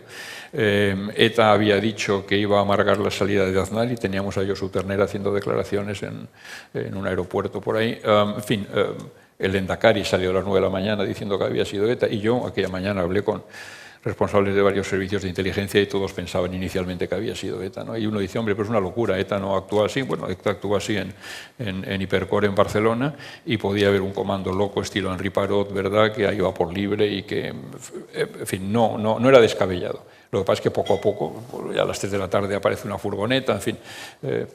Entonces va poco a poco. ¿Por qué? Yo no lo sé, es pura especulación. Yo creo que inicialmente el que fuera ETA, pues en una... Quitaba votos. Quitaba votos que fueran los islamistas. No lo sé, pienso que hay gente que podía pensar que a lo mejor, pues si era ETA, beneficiaba a ciertas opciones políticas, mientras que había otros que pensaban que si no era ETA, beneficiaba a otras opciones políticas, porque debo decir que allí los partidos políticos jugaron muy a lo suyo y muy a... Sí, yo creo que si Aznar aquella mañana hubiera convocado a todos los partidos políticos, les hubiera dicho, señores, estamos ante el peor atentado que nos ha pasado nunca, vamos a poner la información que tenemos encima de la mesa y vamos a ver qué hacemos todos juntos y qué decidimos. Mantenemos las elecciones dentro de 3 días, las aplazamos, pero tomamos decisiones juntos, ¿no? Yo creo que si hubiera hecho eso, pues la situación hubiera sido distinta. Lo cierto es que la polarización fue creciendo. Llegó un momento en que el Partido Socialista con Rubalcaba dijo aquello que este país merece un presidente que no le mienta. La impresión era que más o menos ya se iba sabiendo que no era ETA, pero que había una intención de mantener la incertidumbre hasta el último momento. Hombre, yo lo que sí puedo contar, porque me pasó, es que el sábado, después de haber estado con el ministro del Interior, que ya había detenido a los indios y que no me lo dijo cuando estuve con él, que no te oculten al jefe del servicio de inteligencia que acaban de... En fin, pero no me lo dijo. Cuando volví al centro me encontré con 6 llamadas de Moncloa, no era el presidente, era Alfredo Timmermans, que me llamó, para decirme que querían que desmintiera en televisión una información que estaba dando la SER en aquel momento. Yo dije que mi trabajo no era salir en televisión y que no quería hacerlo, pero en fin, ante la insistencia, al final acabé haciendo un comunicado que no gustó a nadie, diciendo que nos dejaran tranquilos, que trabajábamos al servicio de todos y que no queríamos vernos metidos en la política interna, porque eso fue un compromiso que a mí me hizo Aznar, que yo le pedí, lo único que le pedí cuando me nombró, le pregunté 2 cosas. Una, le pregunté, recuerdo, pues yo no me esperaba que me ofrecieran esto. Me llamaron un día a Moncloa y me dijeron que si quería hacerme cargo del CNI para modernizarlo, para hacer unas leyes, y fue un trabajo muy bonito, ¿no? Porque hicimos las leyes, en fin, todos los controles judiciales, etc. Pero yo le dije, ¿no hay esqueletos en los armarios? Y él me dijo que no había. Y tenía razón, me encontré alguna cucaracha, pero no había esqueletos. Y luego le dije que yo entendía esto como un servicio de Estado, con lealtad al gobierno, pero sin interferencias del gobierno, porque no quería haberme metido en la política interna y no quería además que aquello se convirtiera en un servicio, ¿verdad?, de un servicio político, ¿no? Y me lo aseguró y realmente lo cumplieron hasta el final, pero al final, en ese momento, todo el mundo perdió un poco los papeles y entonces me pidieron que hiciera una cosa que yo creía que no debía hacer y que no quise hacer y bueno, al final las cosas se complicaron, ¿no? Yo creo que hubo quien pensó que le convenía que fueran unos, otro pensó que le convenía que fueran otros y todo el mundo fue a lo suyo y al final ganaron aquellos a los que la realidad les dio la razón. ¿Y usted tiene la impresión sobre este episodio de que hay gente en la cárcel inocente por este atentado? No, ¿por qué? Por la teoría que luego ha circulado de que no se acabó en el juicio famoso, no, por amor de Dios, por encontrar el cerebro de Real. No. Había vistas teorías de la conspiración, de verdad. Yo creo que han contribuido enormemente a crispar el ambiente, han contribuido a crear descrédito de las instituciones, no ayudan a la convivencia nacional. Y me da mucha envidia cuando los americanos tuvieron los atentados del 11 de septiembre y reaccionaron con aquel United We Stand, todos juntos, ¿no? Y aquí en una pelea de... Hombre, yo me di cuenta cuando estuve en la comisión de investigación del 11 de los atentados del 11 de marzo, en 4 horas allí ante la comisión aquí ya parlamentaria en el Congreso, y me he dado cuenta que muchas veces el que me hacía la pregunta no le interesaba lo que yo iba a decir, le interesaba lo que yo iba a decir para ver si podía meter el dedo en el ojo al vecino. Entendamos, era buscar la pelea partidaria en lugar de... Yo intentaba decir, aquí ha habido fallos de coordinación, tenemos que mejorar esto, lo otro. A veces estaba la sensación de que lo que más interesaba era a ver lo que dice este para ayudarme a fastidiar al otro. No, yo no creo que haya nadie en la cárcel indebidamente, yo creo que se ha llegado al final, no hay conspiración ninguna, no ha habido, está todo perfectamente claro. Esto lo hicieron 4 grupos de personas distintos, unos que respondían a la vieja Al-Qaeda de la operación Dátil de Saed Erekat, de Abu Dada, efectivamente, otros que venían del grupo islámico combatiente marroquí y libio que habían estado en Afganistán, y otros que eran unos chapucillas que andaban vendiendo droga, ¿verdad?, traficantes de ahí, de los bajos fondos madrileños, y luego pues unos despistados delincuentes que se prestaron a dar explosivos a esta gente sin pensar que en fin. Y son los 4 que hacen esto, punto. Y no busquemos ni cerebros ni montañas lejanas, ni próximas, ni por amor de Dios, no. Yo creo que se ha sabido todo y que hay que dejar... Y me irrita esto a veces, ¿sabes? Porque sé que hay gente que ha estado difundiendo estas teorías sabiendo que son ciertas. Algún periodista de renombre que incluso le dijo, la fe, hombre, pero sabes que esto no es verdad, ¿cómo sigues diciéndolo? Pero en fin, hay quien que piensa que vender es más importante que... Jaime. Volviendo a Cataluña y también un poco recuperando su tiempo como responsable, como director de los servicios de información, tuvo la quiebra de la convivencia y el fracaso de la política uno de sus grandes días cuando se promovió una consulta por parte de las fuerzas independentistas, a pesar del Estado, en lo que constituyó un desafío al Estado, urnas que alguien guardó y que alguien distribuyó.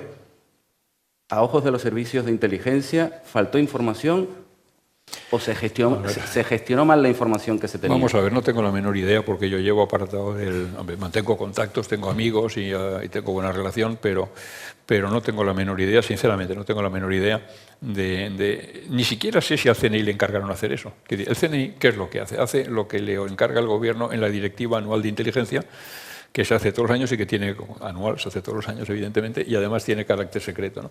Pero el CNI no anda por ahí buscando tareas, ¿no?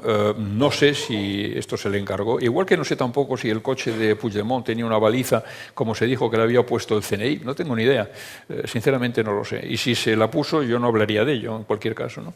Pero no tengo ni idea si lo que tenían que parar las urnas eran los Mossos de Escuadra, si era el CNI, si eran los franceses o si eran la Policía Nacional. No lo sé, sinceramente no lo sé. Pero ¿no le sorprendió en ningún momento el hecho, porque eso requiere una logística, una infraestructura, es decir, esconder, no ya guardar, esconder esas urnas, repartirlas, etcétera, y que amanezca un día Cataluña con las urnas distribuidas por todo el territorio? Absolutamente. Denota desinformación por parte del Estado en cualquiera de sus escalones. El que tenía que ocuparse de eso no hizo su trabajo bien. Lo que no sé es quién era. Moisés. Con respecto precisamente al conflicto catalán, ¿ha explicado mal el gobierno de Mariano Rajoy en el ámbito internacional el conflicto? No, yo creo que el gobierno lo ha explicado bien a los gobiernos. No ha habido un solo gobierno que haya reconocido o que haya apoyado este proceso enloquecido, ¿no? Ni uno. Digo enloquecido porque se ha hecho a base de violar leyes y de desoír sentencias judiciales y de incumplir la ley. Ningún gobierno lo ha apoyado. Bueno, no sé si ha habido uno de Abjasia o algún sitio así extraño, pero vamos, ninguno. Entonces, ese trabajo está bien hecho. Lo que yo creo es que hay espacio, porque no quiero meterme en el aspecto judicial. Yo creo que si decimos que respetamos la división de poderes, tenemos que respetarla de verdad. Entonces, lo que están haciendo los jueces va por su lado. Y si tú decides que pones la respuesta a manos de los jueces, luego tienes que aceptar lo que deciden los jueces, ¿no? Pero yo creo que en cuanto a la opinión pública, yo creo que hay un espacio para hacer, sinceramente, creo que se puede hacer más de lo que se está haciendo, ¿no? ¿Y cómo se podría solucionar el conflicto? Si usted tiene esa varita mágica y lo puede contar. No, yo no tengo esa varita mágica. Hoy aquí. No, yo creo que no tengo esa varita mágica. El conflicto con Cataluña no tiene 130 presidentes de la Generalitat, como dicen, ¿verdad? Sino muchos menos, pero viene de atrás. No es una cosa que venga de ahora. En 1640, cuando se independiza Portugal, ya está Aragón dando la lata, ¿no? O Andalucía en aquel momento también, ¿no? Quiero decir que el hecho de soldar los decretos de Nueva Planta, que yo creo que fueron un instrumento de modernización brutal, la supresión de fronteras interiores, la libertad, la unificación de monedas, en fin, los Borbones trajeron modernidad, los nacionalismos pues lo que querían era mantener pequeños mundos y cabezas de ratón. Pero viene de atrás, y creo que Ortega hablaba de la conllevancia, ya sé, todo el mundo habla de esto, ¿no? Me gusta un chiste de uno que dice, como me hables de Cataluña te saco las fotos de mi boda, porque estamos ya todos, ¿verdad?, hasta el gorro del tema. Pero yo creo que es una cosa que viene de atrás y que tardará tiempo en resolverse. Y por lo que yo he visto cuando he estado por allí, las heridas en las grietas en la sociedad catalana son muy fuertes y esas, para mí, aunque se encuentre una solución, van a tardar tiempo. Y yo además he encontrado un grupo irreductible de fanáticos que están dispuestos a ir hasta el final y a pagar al precio que sea necesario para llegar a una idealizada situación que uno sabe muy bien lo que es, Bueno, yo creo que eso... Pero creo que, una vez más, tienen que ser los propios catalanes los que lo resuelvan, ¿no? También creo que el gobierno central puede hacer más, ¿no? Estando al frente del CNI, ¿se habrá en algún momento usted captado la importancia o el interés que pueda tener para España, o incluso para la zona que usted bien conoce, para África, estas islas que están colocadas en un lugar que nosotros tenemos la impresión de que es un lugar turístico para que la gente venga de descanso, pero que también no se nos esconde que tiene interés estratégico? ¿Qué valor tiene y manejaban ustedes y le consta que tiene para España, para Europa, un lugar como este, este contexto? Pero para España y para Europa, brutal. Mire, cuando yo iba a Mauritania, que tenía que ir mucho durante una época de mi vida, me sorprendía que las verduras y las flores llegaran de Francia. Estando Canarias enfrente. Cuando hablaba con mis amigos mauritanos, el que tenía un par de huillas en el bolsillo se venía al Corte Inglés de Las Palmas, o de Las Palmas porque había el vuelo en aquel, ¿no?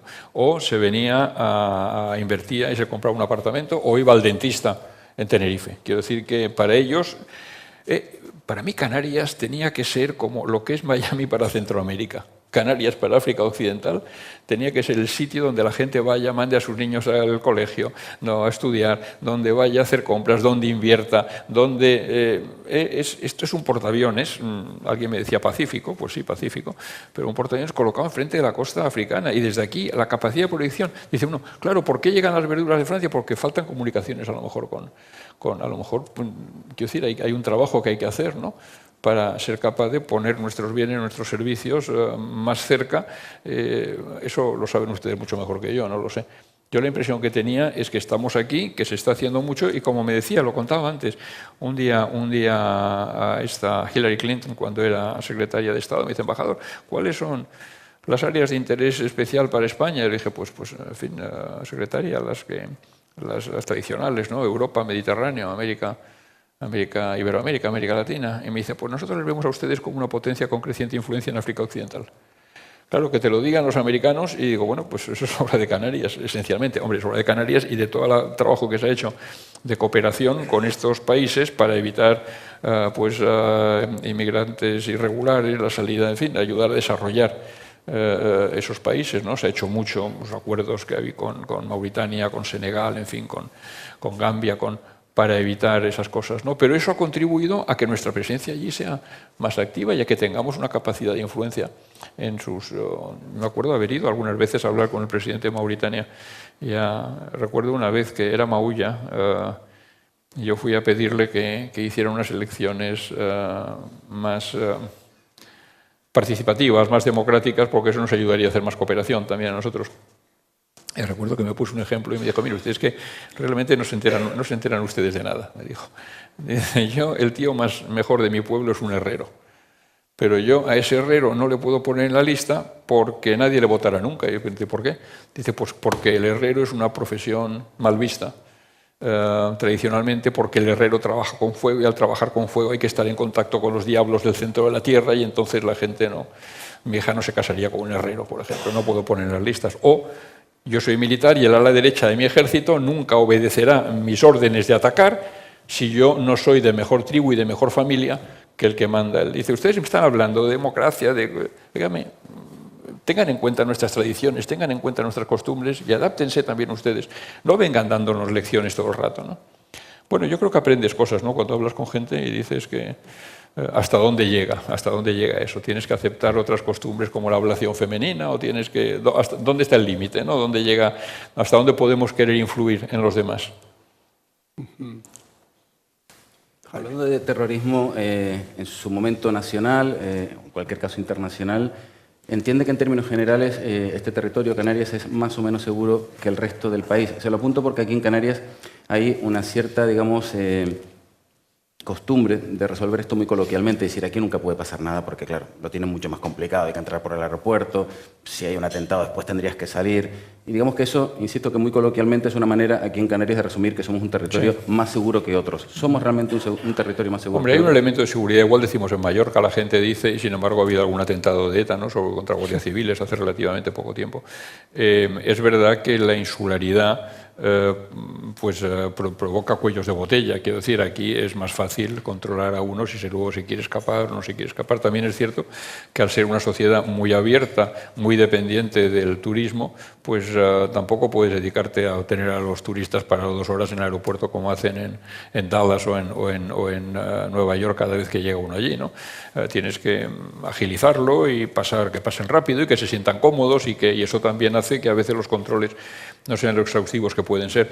Mire, mi impresión es que los terroristas, si quieren hacer algo, tienen la ventaja de elegir el momento, de elegir la forma, de elegir el lugar, de elegir el método, de elegir...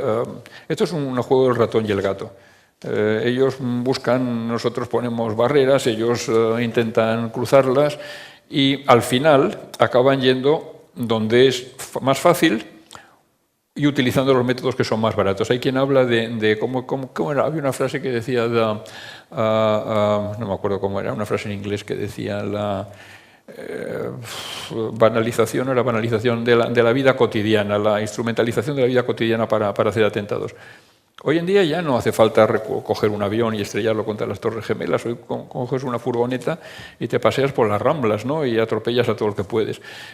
Una furgoneta está al alcance de cualquiera. O coges un cuchillo de cocina, no hace falta tener una ametralladora como las que usan los americanos para matarse en los colegios. Basta con un cuchillo de cocina, como el otro día en París. Quiero decir, cada vez es más fácil.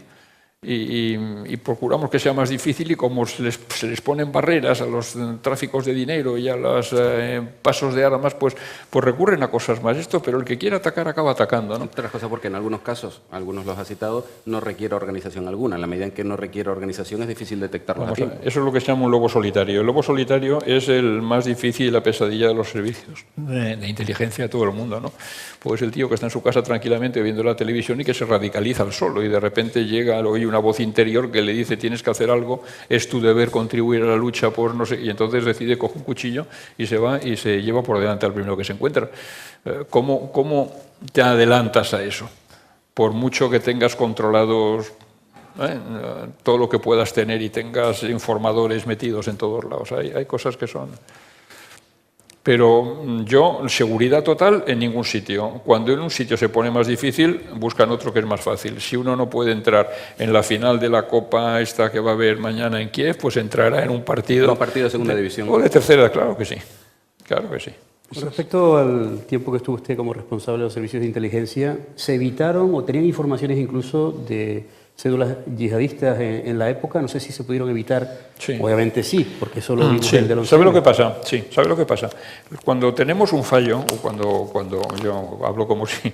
Pero en fin, es como patinar en hielo, ¿no? Tú patinas y le parece que lo estás haciendo muy bien. Si te caes y te das una culada, con perdón, lo ve todo el mundo. Bueno, pues aquí pasa un poco lo mismo, ¿no? Cuando las cosas, cuando paras cosas, detienes, impides, nadie se entera. Se entera cuando no has logrado impedir y se te han metido y te han hecho un destrozo. Sí, ¿no? pero ahora que le podemos preguntar... Pero la pregunta es sí. ¿evitaron? La pregunta es sí, y además bastantes. Y sigue ocurriendo ahora. Y sigue ocurriendo ahora y no sale en la prensa. Sí. Le hago una pregunta, enseguida doy paso a las preguntas que ustedes han formulado. Marisa en un instante subirá aquí al escenario. Usted hablaba en su conferencia, en su ponencia de hoy, sobre el mundo en cambio acelerado, el fin del dominio occidental. Dejaba entrever de que todo va a un ritmo atropellado, de que las cosas que antes ocurrían cada 50 años ahora ocurren velozmente. El mundo se está rediseñando, el eje central de los acontecimientos se desplaza al Pacífico. Y también es verdad que habíamos vivido en paz durante 60, 70 años pensando que era una cosa duradera. Y no hace mucho empezamos a coquetear con la idea de una guerra nuclear, porque parecía que eso era evidente, aunque ahora para el 12 de junio esté previsto un encuentro de Trump y de Kim Jong-un, del presidente norteamericano y del de Corea del Norte. ¿Es verdad que estamos ante ese riesgo ahora más que nunca o era una comedia? No, vamos a ver. Yo creo que ha habido unos años en que hemos pasado de la destrucción mutua asegurada, ¿verdad?, de la Guerra Fría, de los bloques enfrentados. Yo recuerdo una vez haber estado cenando en Madrid, vino el ministro de Asuntos Exteriores de la OLP, entonces Farouk Kaddoumi, y me lo llevé a cenar al Café de Chinitas, en qué sitio él quería un flamenco, y le llevé un flamenco, fuimos él y yo mano a mano, y entonces había una mesa de americanos al lado, decía, voy a decirles a estos americanos que estoy sentado con un peligroso terrorista, y va, no les diga usted eso, no les diga usted eso, pero Farouk Kaddoumi aquella noche me dijo una cosa interesante, me decía, sabe, yo echo de menos los tiempos de la Guerra Fría, porque entonces sabíamos quién era tu amigo, quién era tu enemigo, dónde estaba cada uno. Algo parecido me dijo un día Mike Hayden cuando era director de la CIA. Me dice, mira Jorge, antes el enemigo sabíamos dónde estaba. No lo podíamos destruir, pero sabíamos dónde estaba. Ahora podemos destruirlo, pero no lo encontramos. Entonces es un mundo incierto, otra vez volvemos a la incertidumbre, a la inseguridad y todo eso. ¿Qué es lo que está pasando ahora? Después de esta hegemonía americana entramos en este periodo de incertidumbre en el que se vuelve a hablar de Guerra Fría. los rusos están otra vez poniendo misiles en Kaliningrado, las conversaciones de desarme están paradas entre Estados Unidos y los rusos, la OTAN está mandando tropas, hay españoles en Estonia, por ejemplo, ¿no? y en Polonia y en Rumanía, en Rumanía no hay españoles, pero ahí están haciendo un despliegue la OTAN. Rusia tiene sensación de cerco, hace actos ilegales como anexionarse Crimea, en fin, se vuelve a ver un ambiente de Guerra Fría. Pero yo creo que en esta Guerra Fría de momento, porque la chispa y estas cosas, pues nadie quería la Primera Guerra Mundial, ¿no? Y a lo tonto, pues se fue llegando a ella. El ambiente se ha deteriorado y se vuelve a hablar de Guerra Fría, cosa que no se hablaba, ¿verdad?, desde el año 1989, o 91, desde que desaparece la Unión Soviética. Ahora la retórica de dos histriones, con todos los respetos para los dos, en fin, que son Kim Jong-un y Trump, pues ha subido mucho el tono, ¿no? Uno le llamaba al otro enano bajito y el otro le decía que era en fin, cosas impropias, ¿verdad?, de ciertas posiciones políticas. Pero en fin, el caso es que la retórica subió mucho, son ambos impredecibles y entonces pues cualquier cosa podía pasar. ¿Qué pasó? ¿Qué ha pasado con este tío, creo yo? ¿Qué ha pasado con Kim Jong-un para cambiar, de estar haciendo pruebas nucleares y lanzando? Yo creo que él se ha dado cuenta de que ha pasado una línea roja. Cuando las pruebas nucleares suyas han ido demasiado lejos, han empezado a preocupar a los que eran sus valedores, que eran Rusia y China. Y cuando Rusia y China, efectivamente, además de los gritos americanos, han empezado a hacer presión, sobre todo reduciendo sus exportaciones de petróleo chino a Corea del Norte, Kim, se ha dado cuenta de que ya tenía lo que quería. Él ya había cruzado el umbral nuclear, no le hacía falta seguir haciendo más pruebas. Y entonces podía ser generoso y decir, bueno, voy a parar, voy a dejar de hacer pruebas de misiles, voy a hacer todo esto. Y entonces eso lo aprovecha Moon, el presidente de Corea del Sur, que es un hombre que está deseando poder, pues en fin, crear una situación más estable en la península, para arrancarle la idea de un encuentro con... Esa idea del encuentro, claro, entonces Trump dijo, muy bien, yo estoy de acuerdo en ir a ese encuentro, pero la condición es un desarme total, irreversible, controlable y no sé cuántos. Claro, eso no lo va a dar este señor nunca, porque esa es su garantía y sobre todo porque piensa, bueno, yo me desarmo, hago esto que es irreversible, a cambio, ¿qué me puede dar este? Pues decir, bueno, no acabará usted como Gaddafi, no le voy a hacer un regime change aquí, o voy a retirar algo de mis tropas de Corea, pero eso es reversible, puedo cambiar de opinión en cualquier momento, yo no. ¿Y cómo voy a fiar yo de un señor que además hace lo que hace con el acuerdo con Irán? En consecuencia, no me fío. Lo que ha dicho Kim ahora es, oiga, yo no estoy dispuesto a hacer ese desarme, hablaremos de él, será gradual, será progresivo, usted tendrá que hacer concesiones y entonces el otro dice, ¿mantengo la reunión o no? En la Casa Blanca ya se han dedicado, ¿se acuerdan se han dedicado a imprimir monedas con las efigies de los dos y en conmemoración del encuentro histórico? Esto le puede pasar como al almirante Vernon, aquel que decía que había conquistado Cartagena de Indias, ¿verdad? Y luego Blas de Lezo le dio y tuvo que volver con el rabo entre las piernas y se comió las monedas. Yo no sé si habrá encuentro o no lo habrá. Lo que sí sé es que no hay que esperar grandes cosas de este encuentro, porque lo que se pretenden los americanos es que es imposible. Es como las exigencias que le hacen ahora a los iraníes, las 12 exigencias que ha marcado Pompeo para... Es que aunque quisieran cumplirlas no podrían. Es decir, ¿qué es lo que quiere usted?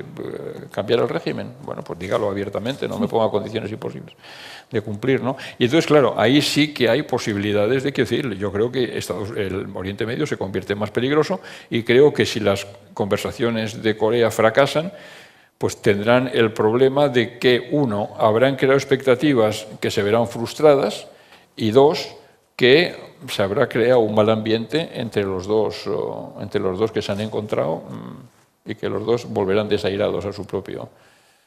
Así que habrá que buscar un terreno de entendimiento, pero ese terreno de entendimiento, para encontrarlo, habría que rebajar mucho las pretensiones americanas. Vamos a las preguntas de todos los participantes. Vanessa, cuando quieras. Hemos recogido 6 preguntas del público asistente y, bueno, quizás si las respuestas son breves podríamos dar cabida a todas ellas. Un invitado, en primer lugar, ha querido poner el foco en el calentamiento global y nos comenta: Svante Arrhenius, Premio Nobel de Química en 1903, alertó sobre el calentamiento global generado por el hombre y las consecuencias que de ello se generarían. Efectivamente, este es uno de los graves problemas de la humanidad. Esto conlleva transformaciones tecnológicas y migraciones humanas. ¿Podría haber migraciones inmigrantes de origen climático? ¿Nos afectarán? Como pregunta, ¿las sequías del Sahel? Vamos a ver, yo me gustaría contestar antes de contestar a estas preguntas, porque yo de estas cosas no sé nada, es decir, es lo mismo que pueden saber ustedes. Una vez estaba León Panetta, cuando era secretario de Defensa en Estados Unidos. Fui a una conferencia suya y él, cuando empezaron las preguntas, contó una anécdota. Dice, mire, yo tenía un amigo que era un profesor en California, que era uno que iba con su ayudante de universidad en universidad, iba dando siempre la misma conferencia y el ayudante ya se la sabía. Y entonces un día se puso malo y con una gripe, y entonces no podía dar la conferencia, y el ayudante, el chofer, le dijo, mire, no se preocupe usted, yo le doy la conferencia, me la sé perfectamente, así que... Dice, y la dio, dice, el profesor se sentó entre el público y entonces está escuchando y dice, que tío, es mentira, lo ha dicho exactamente igual, lo ha dicho igual que lo hago yo, que es estupendo, hasta que llegaron las preguntas. Entonces llegó un señor, levantó la mano, le hizo una pregunta así un poco complicada, y el otro le miró así y le dijo, mire usted, esa pregunta es tan estúpida que no voy a molestarme en contestarla y le voy a pedir a mi ayudante que está ahí sentado que lo haga por mí. Bueno, pues yo no he traído ayudante, desgraciadamente, o sea que no sé muy bien cómo voy a contestar esto. Hombre, sí nos va a afectar, claro que nos va a afectar. No creo que nos afecte tan directamente a nosotros como a otros. Yo creo que se haya salido Estados Unidos de la Conferencia de París del Clima es tremendo. El que piense que es hoax, como ha dicho alguna vez, que es una estafa, que es un timo, es grave. El que sea Scott Pruitt, que está ahora al frente de la EPA, la Environment Protection Agency, que tampoco crea en el cambio climático, creo que es muy grave. Que estén autorizando prospecciones petrolíferas en el Ártico, pues creo que no es bueno. Pero bueno, eso lo pienso yo, que claro, no tengo ninguna, como lo puede pensar, digo, cualquiera de ustedes, ¿no? Pero el cambio climático, lo que sí está claro es que, uno, se está produciendo, dos, que son cosas que pueden ocurrir cíclicamente. Ayer había una noticia en el periódico que decía que habían descubierto, estudiando no sé qué rocas, que la Tierra, cada 225.000 años, y además son pautas que se extienden hasta los 200 millones de años hacia atrás, que cada 200.000 años su eje con relación al Sol se modifica levemente por la influencia de Saturno y de Venus o algo parecido. Y que entonces, al modificarse, en vez de ser una órbita circular, se convierte en más... Entonces, al ser más elíptica, resulta pues, que los inviernos se hacen más fuertes y los veranos más... y eso es lo que ha pasado históricamente. Hay glaciaciones, hay momentos de... Bueno, pues esto tiene que ver con estos cambios pero no es menos cierto que hay gente que está midiendo el calor y las partículas que van a la atmósfera y entonces de CO2 y que entonces pues ahora resulta que son más y que se está acelerando el proceso, como todo lo demás se está acelerando. Sí que somos mucha más gente respirando también y comemos más carne de vaca y la vaca produce metano y quiero decir que todo esto es un proceso que va todo junto, ¿no? El crecimiento de la población también tiene que ver con eso. Entonces resulta que eso está cambiando y que eso va a cambiar y afectar al clima de diferentes maneras y esto está empezando a estar estudiado, Y una cosa que va a ser subir el nivel del mar y otra cosa que va a suceder es que va a hacer más calor en algunos sitios, va a haber más lluvias en otros, las estaciones van a ser más impredecibles, yo qué sé, la gente sabe. Entonces, las islas Andaman, por ejemplo, yo no sé si las han sobrevolado alguna vez, yo las volé por encima una vez y deben tener 1,5 metros, 1 metro por encima Entonces, esas islas ya se sabe que van a desaparecer y allí hay un país que es independiente y que se va a tener que cambiar los andamanes los andamanenses o como se llamen, se podrán ir a otro sitio a vivir. Nosotros, si estropeamos este planeta, de momento no tenemos otro donde irnos a vivir. Y yo creo que es muy grave que, sabiendo lo que está pasando, no tomemos las medidas políticas necesarias para combatirlo adecuadamente. Aunque las tomáramos ya, sería muy difícil impedir un aumento de 2 grados de aquí al fin de siglo, según dicen los expertos. Pues aquí habrá más calor y aquí habrá más sequedad seguramente, ¿no? En Canarias, igual que la habrá en la península ibérica y para abajo, quiero decir, el Sahel.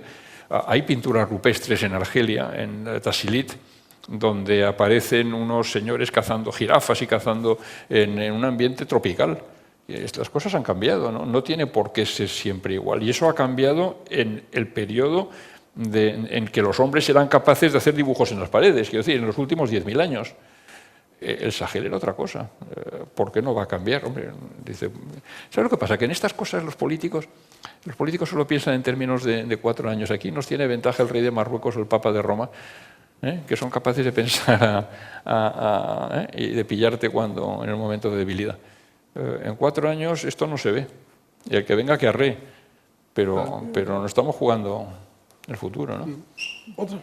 Sí, seguimos con 2 preguntas de otro invitado o invitada, que además agradece, y cito sus palabras, su magnífica presentación. Por un lado, en un mundo cada vez más globalizado, ¿qué sentido tiene hablar de derechos humanos islámicos? Y por otro, Canarias constituye frontera occidental del Sahel. ¿Realmente estamos a resguardo de la amenaza de dicho territorio, indica, sin control? Vamos a ver la pregunta del comentario de Jaime, antes también, o de Moisés, tú así, ¿verdad? Sí. Vamos a ver. Muchas gracias por el comentario, es amable. Pero lo primero era la de... mundo globalizado, si hay derechos humanos islámicos. Vamos a ver, derechos humanos islámicos. Eso es una vieja polémica, ¿no?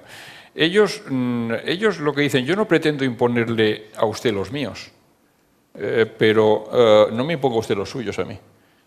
En el Corán, tal como está, y además el Corán tiene la mala pata de que lo escribió directamente Mahoma, por eso lo dictó el ángel Gabriel, quiero decir que no es una cosa como los evangelios, incluso, ¿verdad?, que uno puede discutir cuándo se hicieron, 200 años después, en fin, aquello es literal. Y como es literal, allí lo que dice pues es que el testimonio de una mujer en un juicio vale la mitad que el de un hombre, que la mujer hereda la mitad, etc. No, la mujer tiene una... probablemente como consecuencia de lo que era en la época, una sociedad de pastores, ¿verdad?, de camellos en él.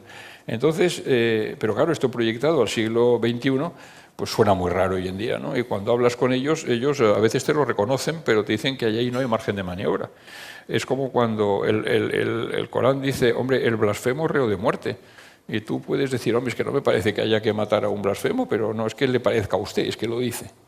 Entonces, ellos dicen, yo no pretendo imponerle a usted mis ideas, pero no me venga usted imponiéndome las suyas. La igualdad de género no está en mi tradición. Y en consecuencia yo no tengo por qué aceptarla. Entonces, si usted me habla de derechos humanos y pretende hablar de Declaración Universal de Derechos Humanos, el problema es suyo, no mío. Porque usted hizo eso cuando yo era un país sometido a la colonización y no tenía voto. Ahora que tengo voto, no estoy de acuerdo. Entonces quiero que sea si usted quiere tener el suyo, téngalo, pero déjeme a mí tener el mío. Yo no pretendo que la Declaración Islámica sea universal, pretendo que, de momento, porque ellos pretenden extender el Islam a todo el mundo, pero de momento no. Y en cuanto y eso es una batalla complicada, porque como decía, no se aprobaría la Declaración de Derechos Humanos hoy por consenso en Naciones Unidas, habría que cambiar cosas. Hoy en día hay cosas que se discuten. Otra cuestión que se discute es el papel de la religión, en la vida pública. Uno en Ramadán, y yo he vivido en Marruecos, he estado en otros lugares, ¿verdad? También es verdad que te dan un té y en vez del té te dan whisky en la taza de té, ¿verdad? Pero en fin, esto forma parte de la hipocresía local. Si tú vas en un país islámico y te fumas un cigarrillo en público, pues puedes tener un problema. Porque hombre, yo no soy musulmán, no, pero usted está incitando a los demás, le está dando envidia a los demás, le está molestando a los demás, ¿no? Yo me acuerdo cuando era pequeño todavía uno pasaba por las iglesias y se santiguaba a la gente. O en Semana Santa no se ponía música religiosa en la radio, o se ponía la túnica sagrada en el cine y no se ponía otra cosa. Quiero decir que tampoco lo tenemos tan lejos, lo de la religión en la vida pública. Y en cuanto al Sahel, claro, Canarias es efectivamente el extremo occidental. Hombre, tienen la suerte de que tiene mar por en medio, y eso le pasará como al Reino Unido, ¿no?, que no lo pudo invadir ni Felipe II ni Napoleón. Pero claro que la inestabilidad del Sahel necesariamente, si se produce en países próximos como Marruecos o Mauritania o Senegal, afectaría en primer lugar a Canarias, sin duda ninguna. Marisa. Sí, a continuación 2 preguntas muy diferentes. Por un lado, la solución al desarrollo de los países subdesarrollados podría ser el fomento de una clase media emprendedora. Y por otro, ha hablado usted del problema demográfico de Europa. Desde su punto de vista, ¿cuál puede ser la solución ante este problema? ¿Qué podemos hacer? Vamos a ver, yo sin duda ninguna, cuando los países se desarrollan hay gente que asciende a la clase media. Se calcula que en los últimos 30 años 1.000 millones de personas en el mundo han accedido a la clase media, y eso, como digo, pues quiere decir que esa gente va a tener más sanidad, va a tener más educación. Al tener más educación no cabe duda que se convierten en gente emprendedora, ya lo creo. Fíjense si son emprendedores en Malasia, o si son emprendedores en Indonesia o en la India. En la India tienen los mejores ingenieros informáticos del mundo, seguramente, ¿no? es decir, sin duda ninguna, y en consecuencia la competencia pues también se va a producir desde ese sentido. Y en cuanto a ¿qué era el otro? Ya no me acuerdo. Perdón. La población El demográfica. problema demográfico. El problema demográfico, sí. Hombre, yo creo que hay que revertir la tendencia y que es muy importante hacerlo. ¿Cómo se hace? La edad de matrimonio, yo creo que en España está en torno a los 30 años o más, no sé, y la tasa de natalidad está por debajo de... Sí, España pierde población. O traemos inmigrantes que ayuden a mantener la seguridad social y las pensiones, o desde luego el futuro es muy negro, ¿no? Yo comprendo que decir que traemos inmigrantes en un país donde hay una tasa todavía de desempleo obscena, como tenemos nosotros, pues es difícil, pero es el futuro, es decir, que no hay otro, ¿no? ¿Qué otro hay? Pues favorecer un crecimiento de la natalidad. Francia lo ha hecho.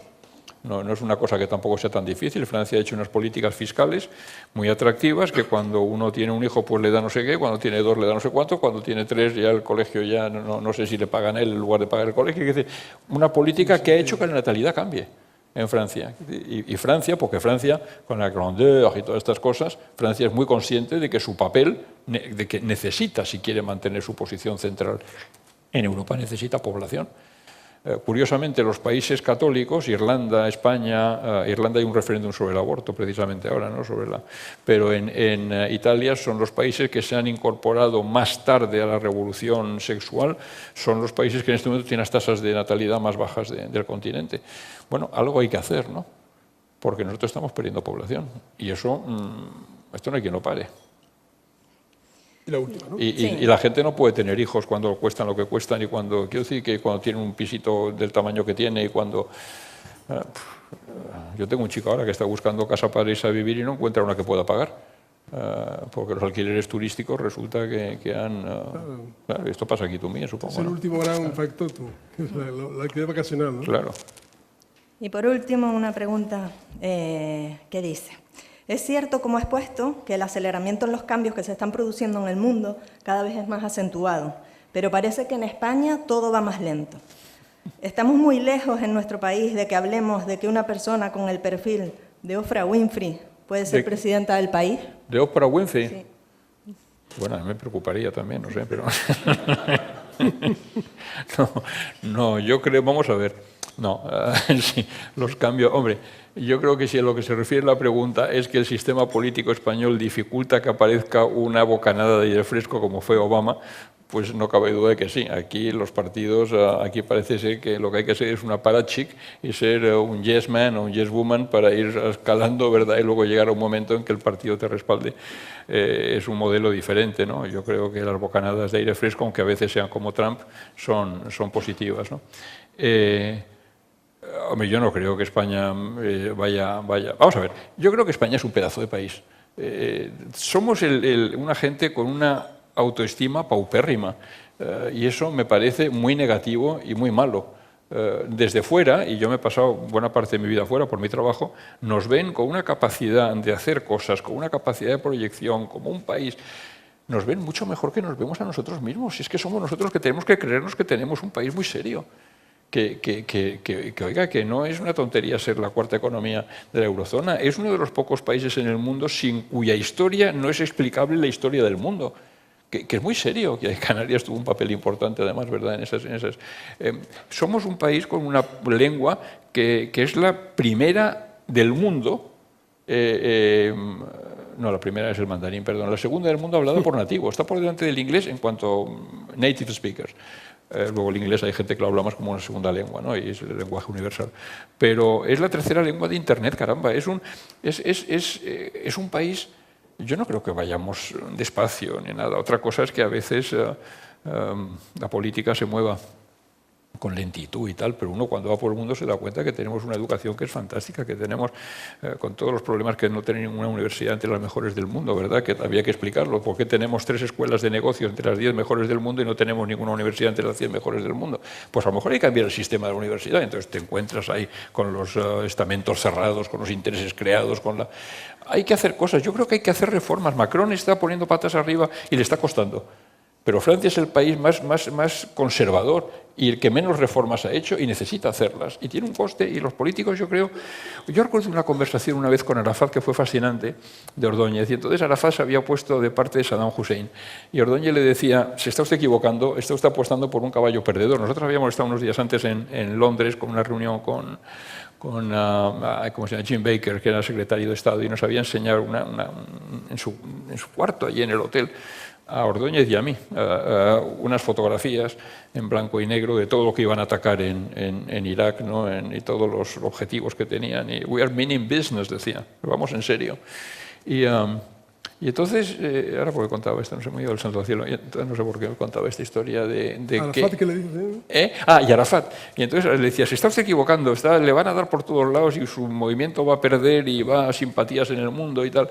Y Arafat decía, es que mi pueblo ha elegido y yo tengo que estar con mi pueblo. Y él le decía, es que un líder no está con su pueblo, un líder dirige a su pueblo, que para eso es líder, para eso le han elegido, ¿no? Y fue un debate, una conversación interesante. Llegaban unos tíos con unas bandejas de té y unos fusilones colgando y clac, clac, pegando. Yo digo, este tío me echa la tetera hirviendo, está encima en cualquier momento. Pero los líderes tienen que dirigir, ¿no? Y entonces, bueno, a veces notamos que hay, en fin, nos gustaría una dirección más... En España, ¿no? Más pujante. Para concluir, ya era la última hora, Vanessa. Sí. Muchas gracias. Para concluir, señor Descayar, agradeciendo su participación en este foro en el que nos ha puesto al día de los asuntos que pivotan en su reflexión sobre el mundo y sobre el futuro. Vamos a no pecar de aquello que le reprochó una vez Umbral a Mercedes Milá. Hablé también de su libro. Te ha publicado ahora El Anticuario de Teherán, después de las Memorias Valió la Pena.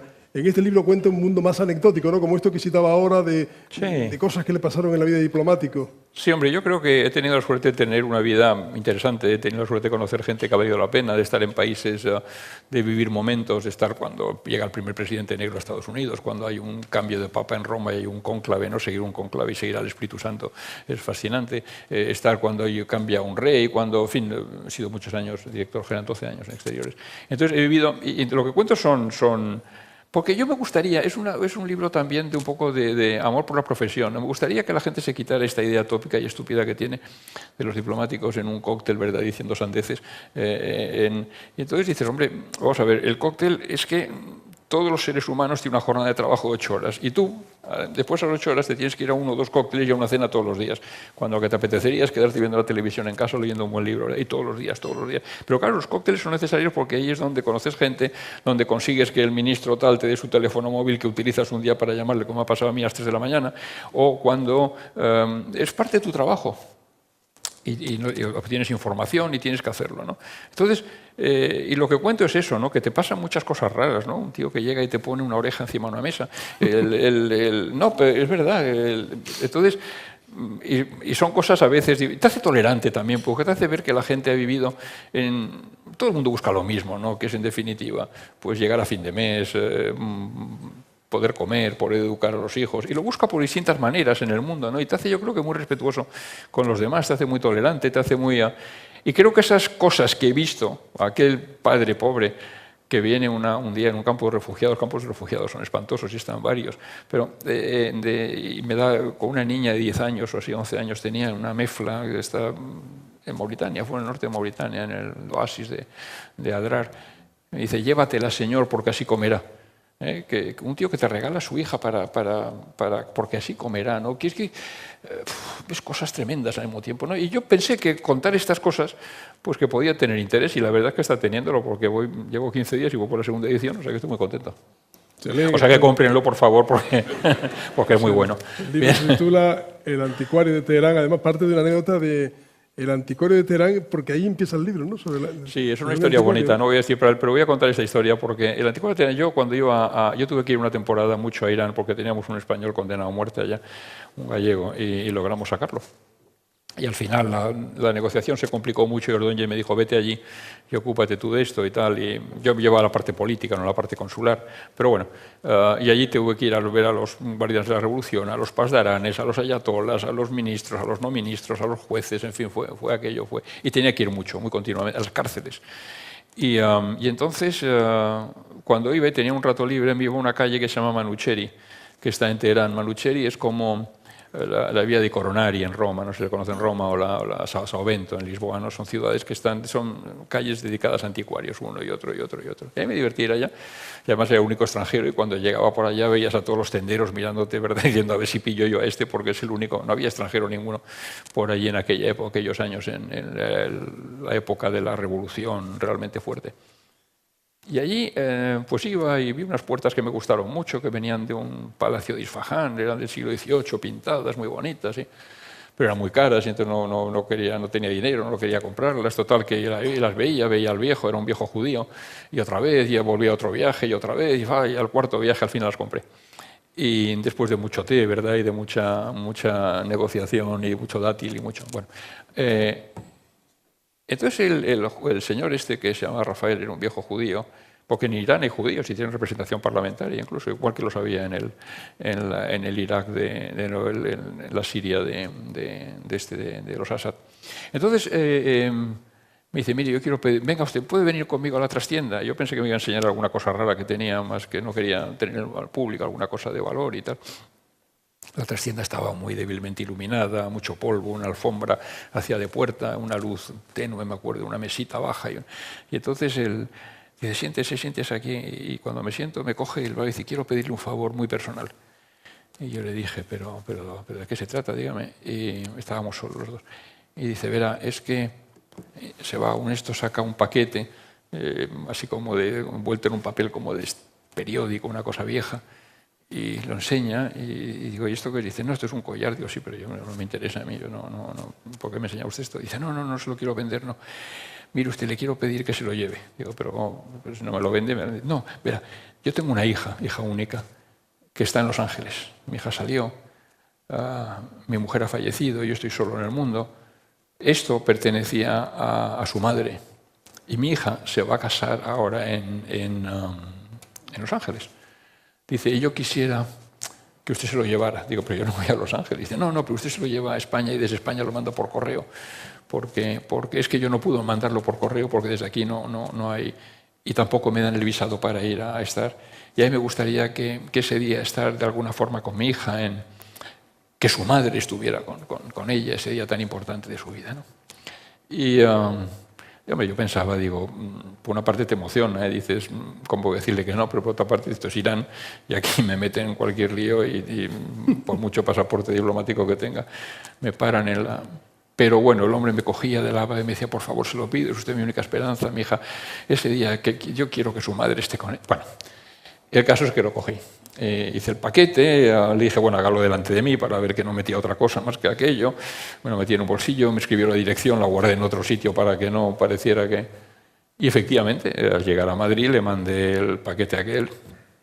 Y al cabo de 2 meses o 3 meses recibí una foto en blanco y negro de una chica pues vestida de blanco, menudita, morena, mona, con una gran sonrisa y él historia bonita. Como el collar, ¿no? Pues es una historia melancólica, bonita, pero que acaba bien. Hay que leerlo. Cuando volví a Teherán, la tienda no existía, el viejo había desaparecido y ningún vecino me quiso dar explicaciones de qué había pasado con él. No sé. Bueno, pues señor Descallar, muchas gracias por haber estado en el foro y hasta una próxima oportunidad. Gracias por gracias. ustedes. Muchas gracias.